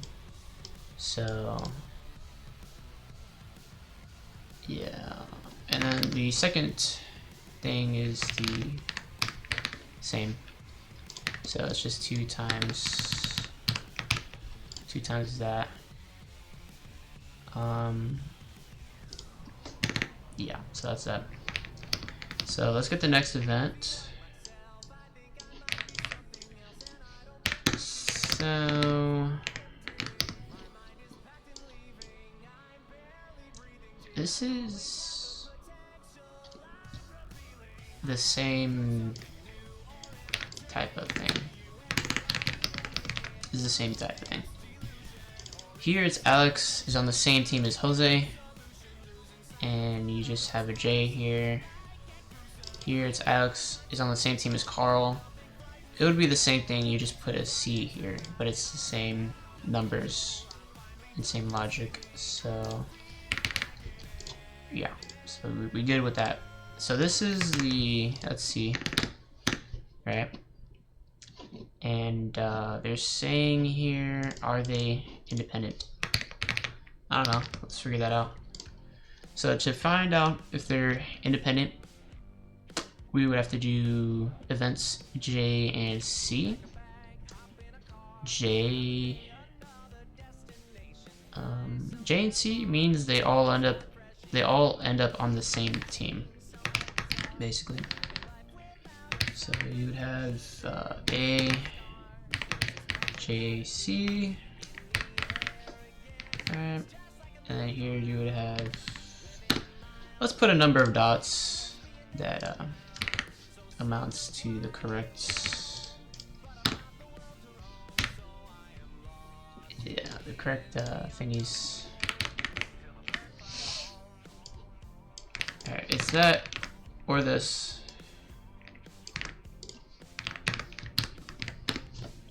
Right. Okay. Let's find out the size of this. Pretty straightforward.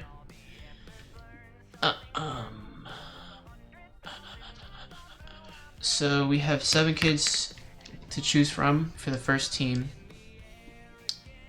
because we picked 3 already, and there was 10 to begin with, and we want 2 more for the first team. So 7 choose 2. And this one is for the second team. We already know who's going to be in that team because we picked everyone for the first team, so we good. And this is times 2 because this is the same thing, and we're adding that. So there's 2 of them. So yeah, so yeah. So are the events independent? Let's find out.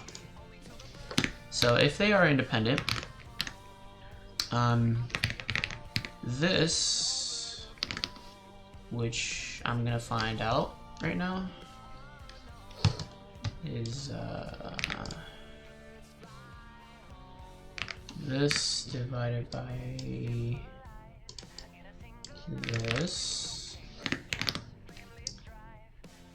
Yeah, which I don't know. I'm gonna type it. So we got 2 times 7 choose 2 and 10 choose 5, which is 1/6. Probability of J is this divided by this. Right, so we got 2 times 7 choose 8 choose 3, my bad. over 10, choose 5, which is 4/9. And this one is this. Alright. Let's see.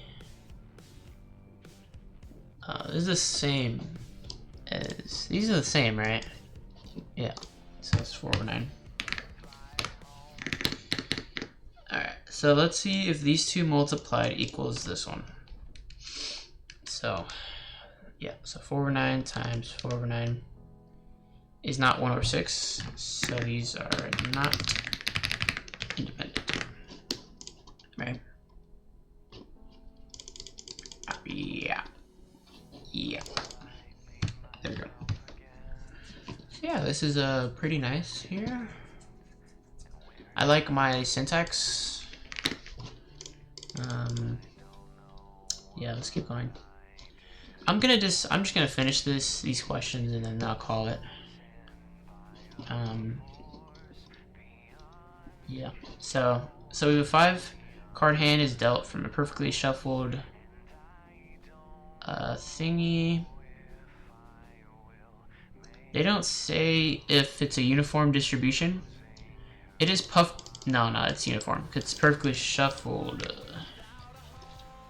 Right? So it has to be completely random, I guess. Whatever.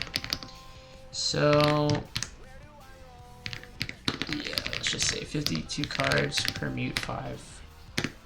That's, yeah, that's that. So that's our sample space. So A is this. So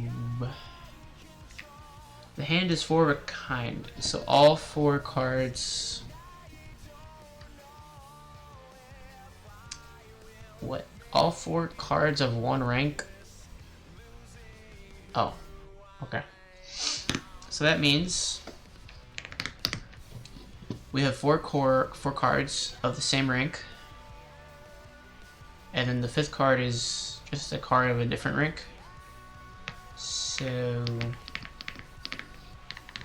yeah. So what we're gonna do is choose a rank. There's 13 ranks, right? And then we're gonna choose the cards. Yeah, there's 4 cards within a rank, and we're choosing all 4 of them. So there's only one way to do that, so that'll just be times 1. And then the last card is just times how many cards are left. So we gotta just pick one from a different rank, any card. So that would be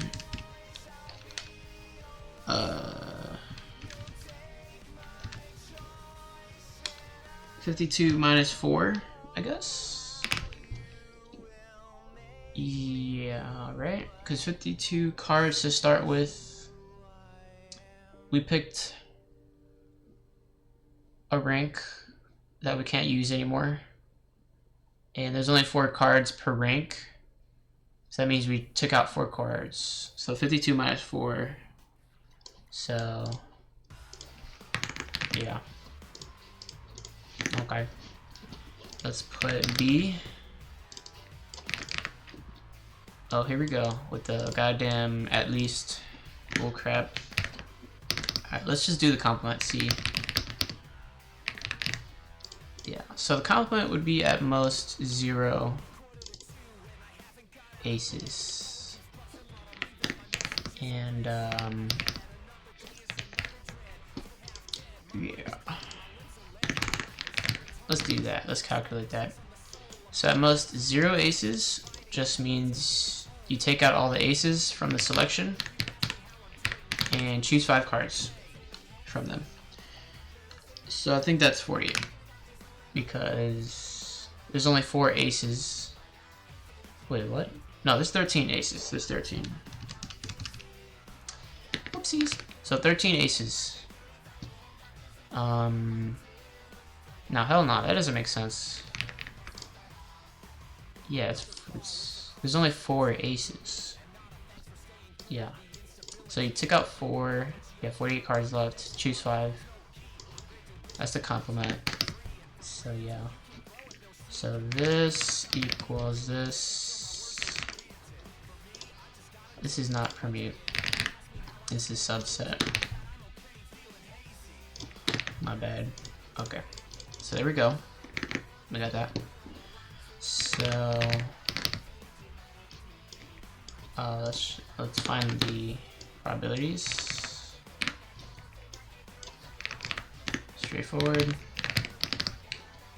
Copy paste everything. So we got B, which is this, divided by that. Okay, let's calculate. Also, we gotta calculate one more thing. Intersection.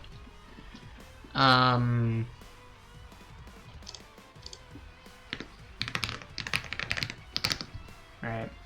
so we gotta do intersection. Let's do that. Let's put this for to be filled in. These are to be filled in. So yeah, there too. Okay, so the intersection is the hand is a 4 of a kind, and you cannot pick the aces. So you have 12 ranks to choose from because you don't have the aces. You still pick 4 cards, whatever. And then the last card is you removed 2 ranks. So you would have 44 cards left.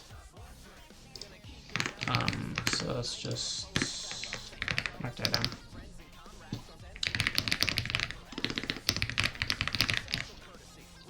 Is this what? Oh, hold up. I think I messed it up. Nah, this is hell nah, bro. Hell nah.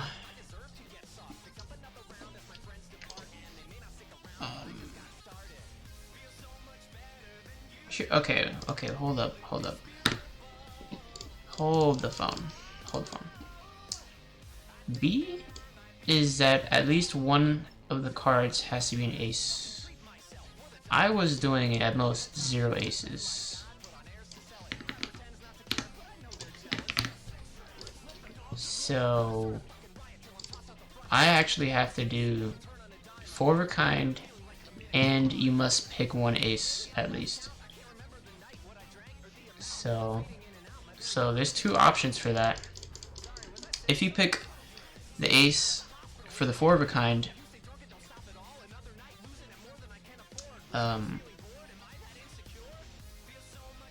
then you would have 52 ways to pick those. No, you don't have 52. You just have 48. Yeah, because there's only 4 aces, so if you choose all the aces, you only have 48 cards left. Picking for the last card, that's only 48. 48, choose 1. And then, so the second option is that you pick the ace for the 5th card. So, I think that would be... So that means for the first card, you can't pick an ace, so that would be 12 for that. Right, and then the second card is going to be...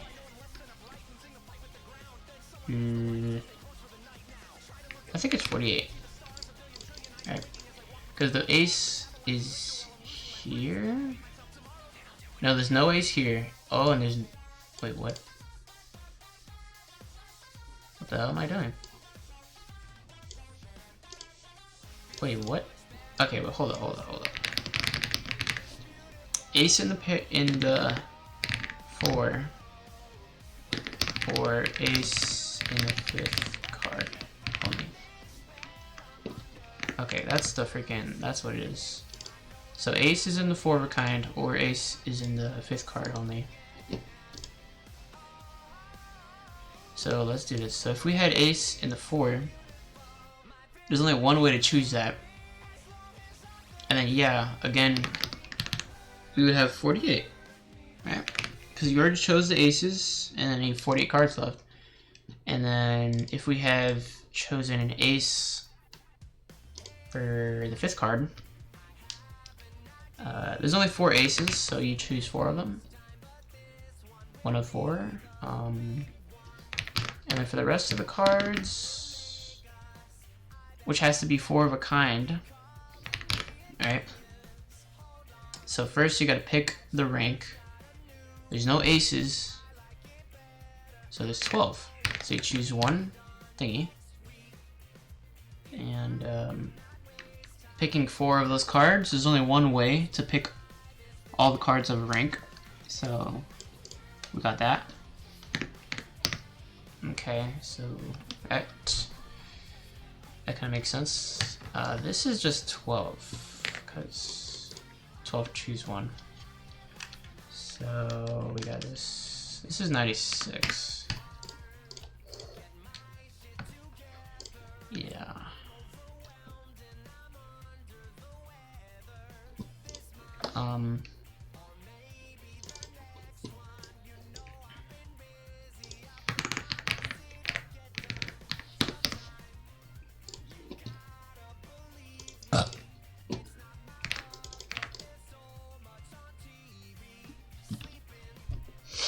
Alright, let's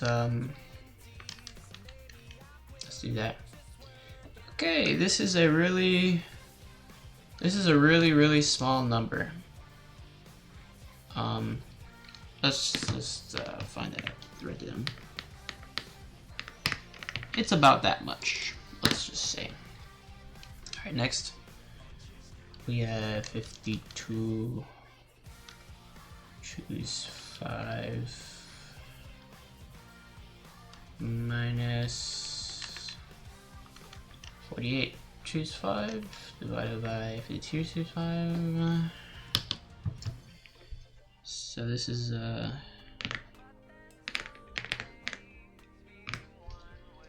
that many digits about,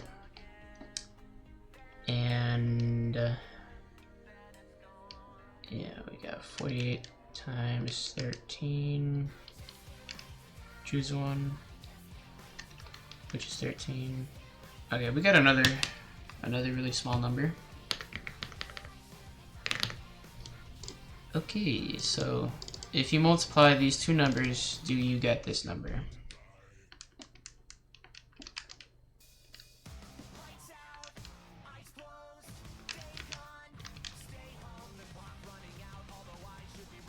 No, I didn't.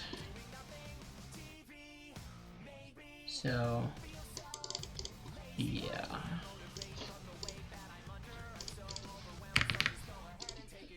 Yeah, okay, that's a thing. I think I got that correctly. Let's see what they say.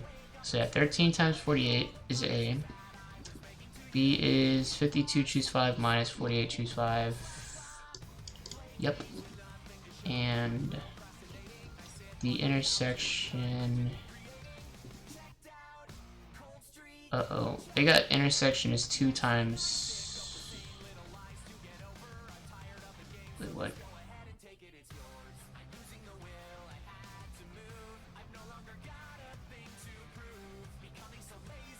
They got 2 times 48. Oh, that's what I got. Yeah, 96.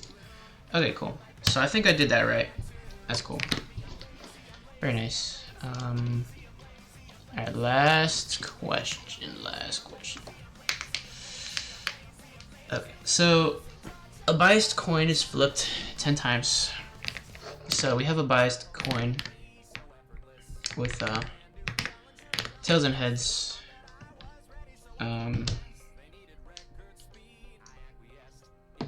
Okay, so flipped it 10 times.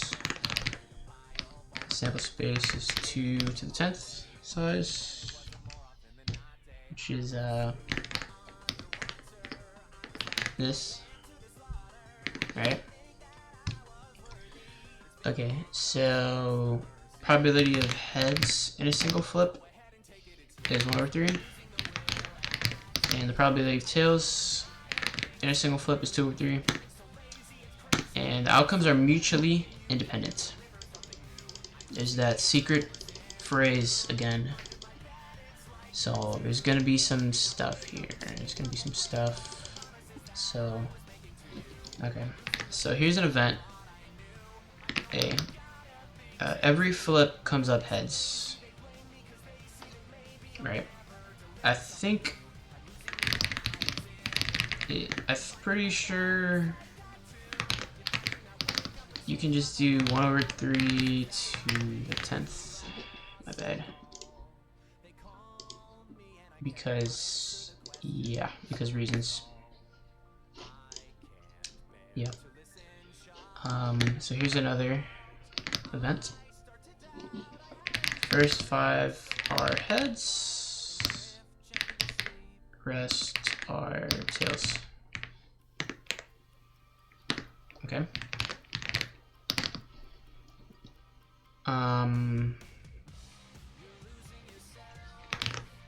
This has got to be this. Alright. Is that how it works? Yes, sir. Alright. Very straightforward. Okay, so the first flip comes up heads, and the rest comes up tails. First heads, the rest tails. So again, I think that's something like that. So the first is heads, 1/3, rest tails, 9. Cool. That was by far the easiest one.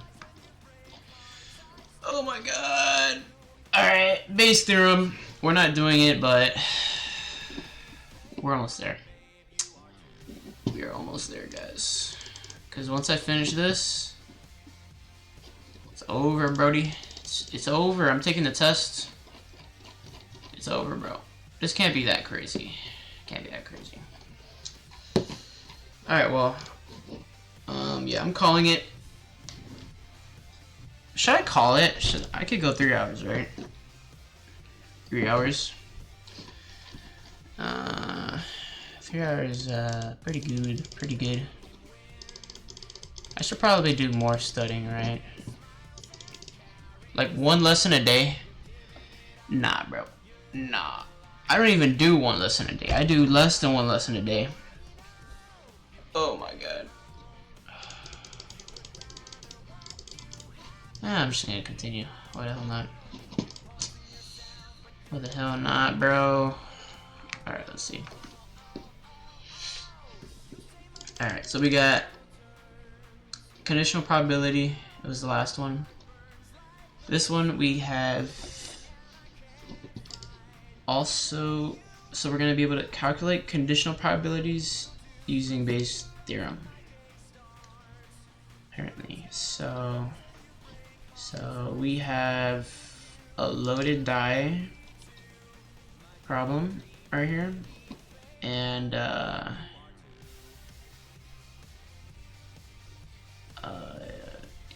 So it says the gambler has both dice in a pocket, pulls out a random one.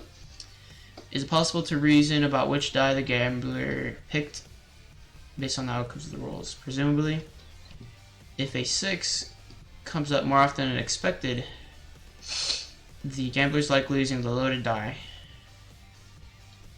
Yeah, makes sense.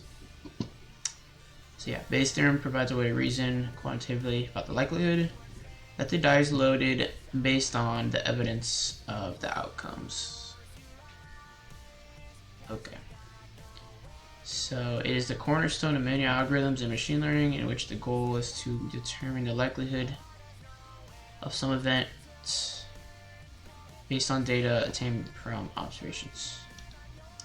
So I guess you are supposed to be given some observations. Oh, what?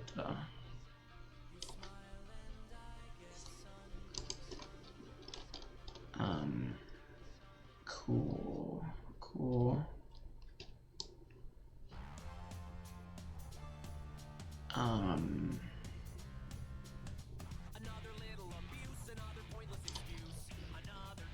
Okay, so it says here, so the event F is the event that is the fair die. F complement is that it's the loaded die. So let's say he picks at random, so the probability of the events is half. So let X be the events that the die comes up 6. Yes, so here are the conditions.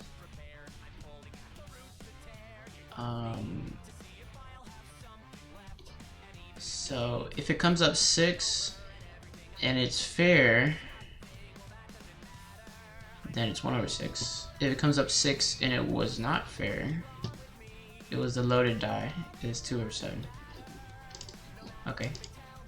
So how do we calculate the reverse? Like the probability that he picked a fair die given that he got a 6. Okay. Cool. That's cool. Alright. Mr. Bayes theorem. Crazy dog. Alright, let's I might need the paper for this because yeah.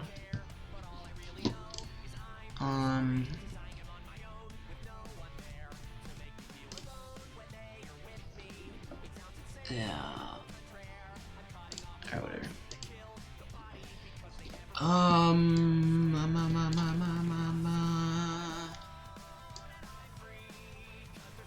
So, probability this, probability this.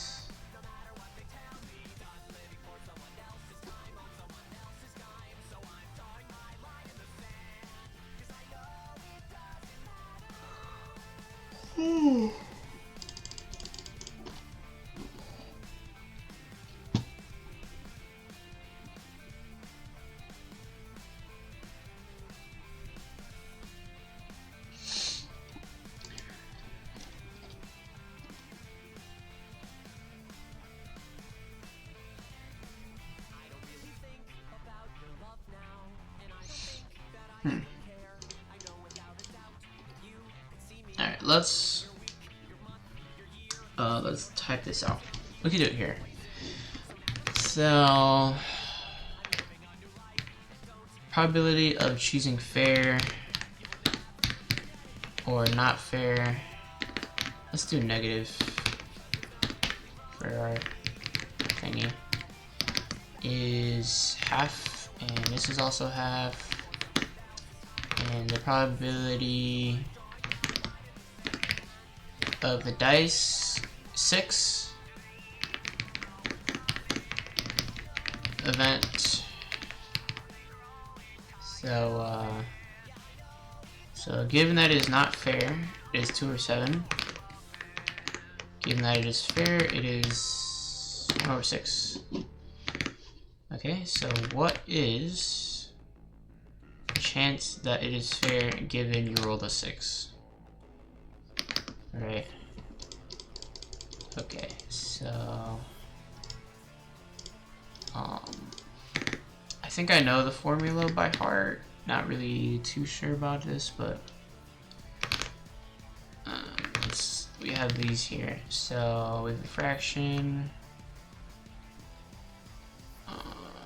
no, I don't know. I gotta look at it.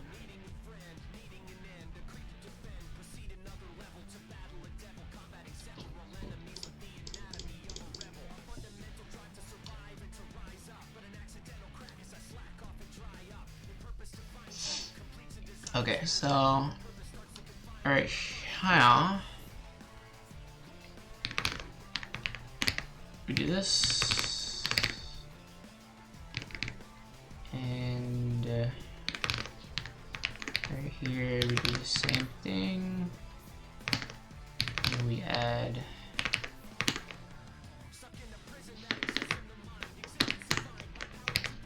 these. Okay, so I think we just plug these in. Yeah.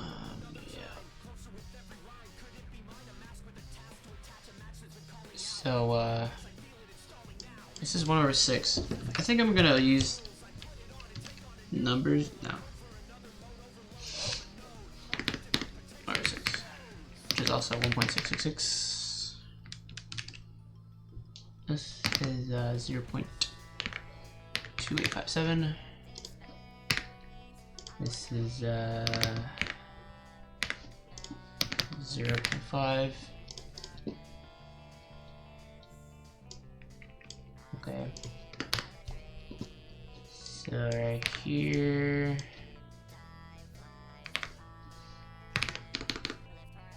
So we got 0.5.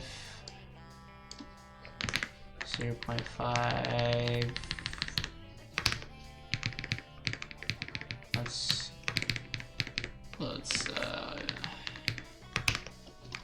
Let's do these.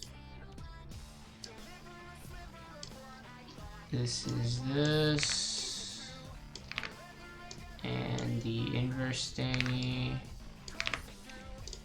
is this. Okay. So, okay.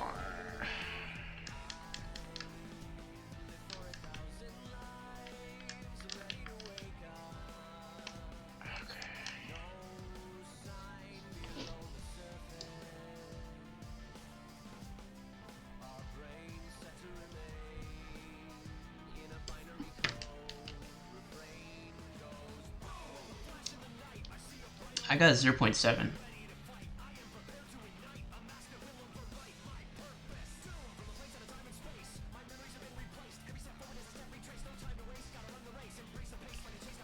Did I do something wrong here?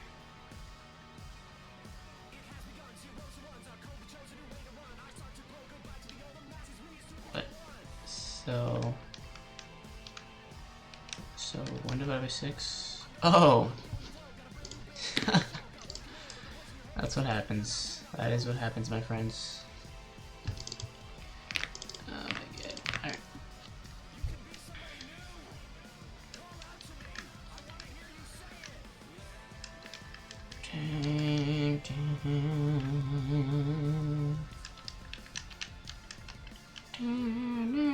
Yeah, I got the same thing. Yeah. Yeah, I got the same thing. Yeah.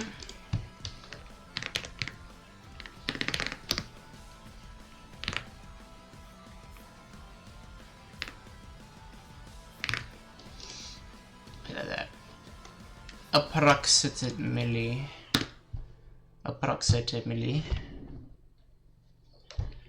So the probability of you having a fair die given you roll a 6 is this. 36%. Oh my god, bro. The proof? No, I'm good. I'm so good.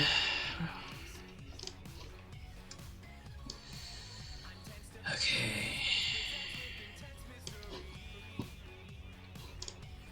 Alright, let's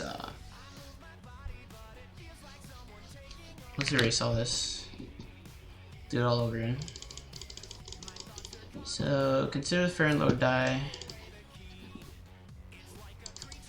Yeah. So the probability of a fair die is that much. The probability of a not fair die is that much. The probability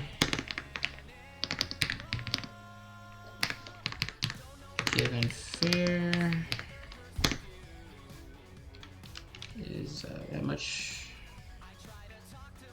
Nope, this much.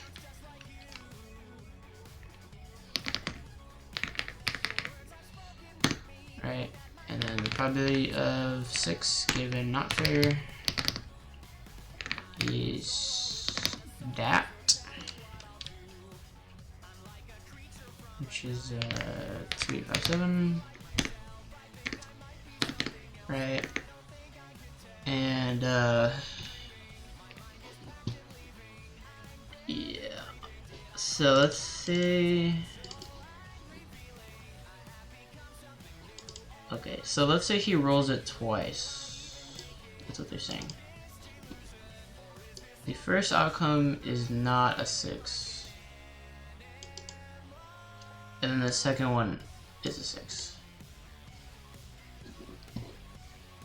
Okay.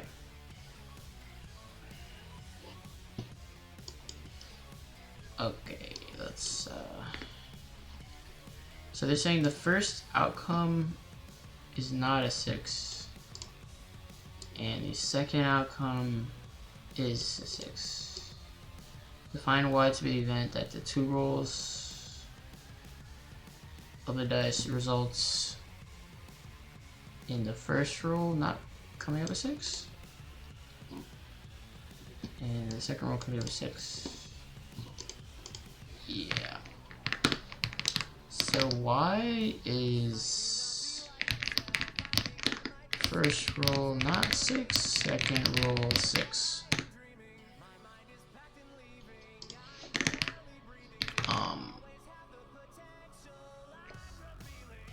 Okay.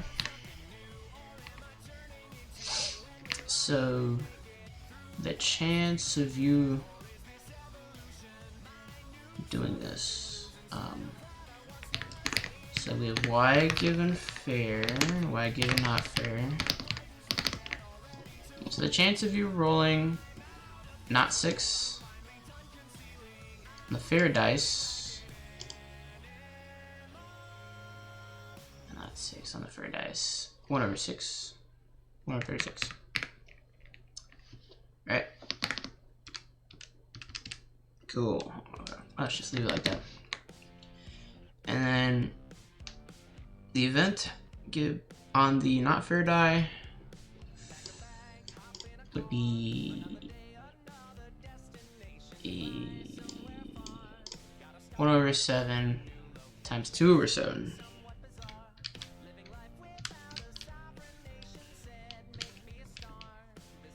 Okay, 2/49. Yeah.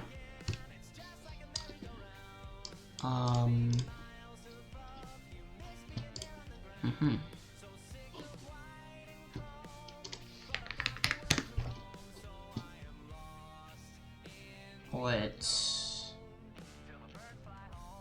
5?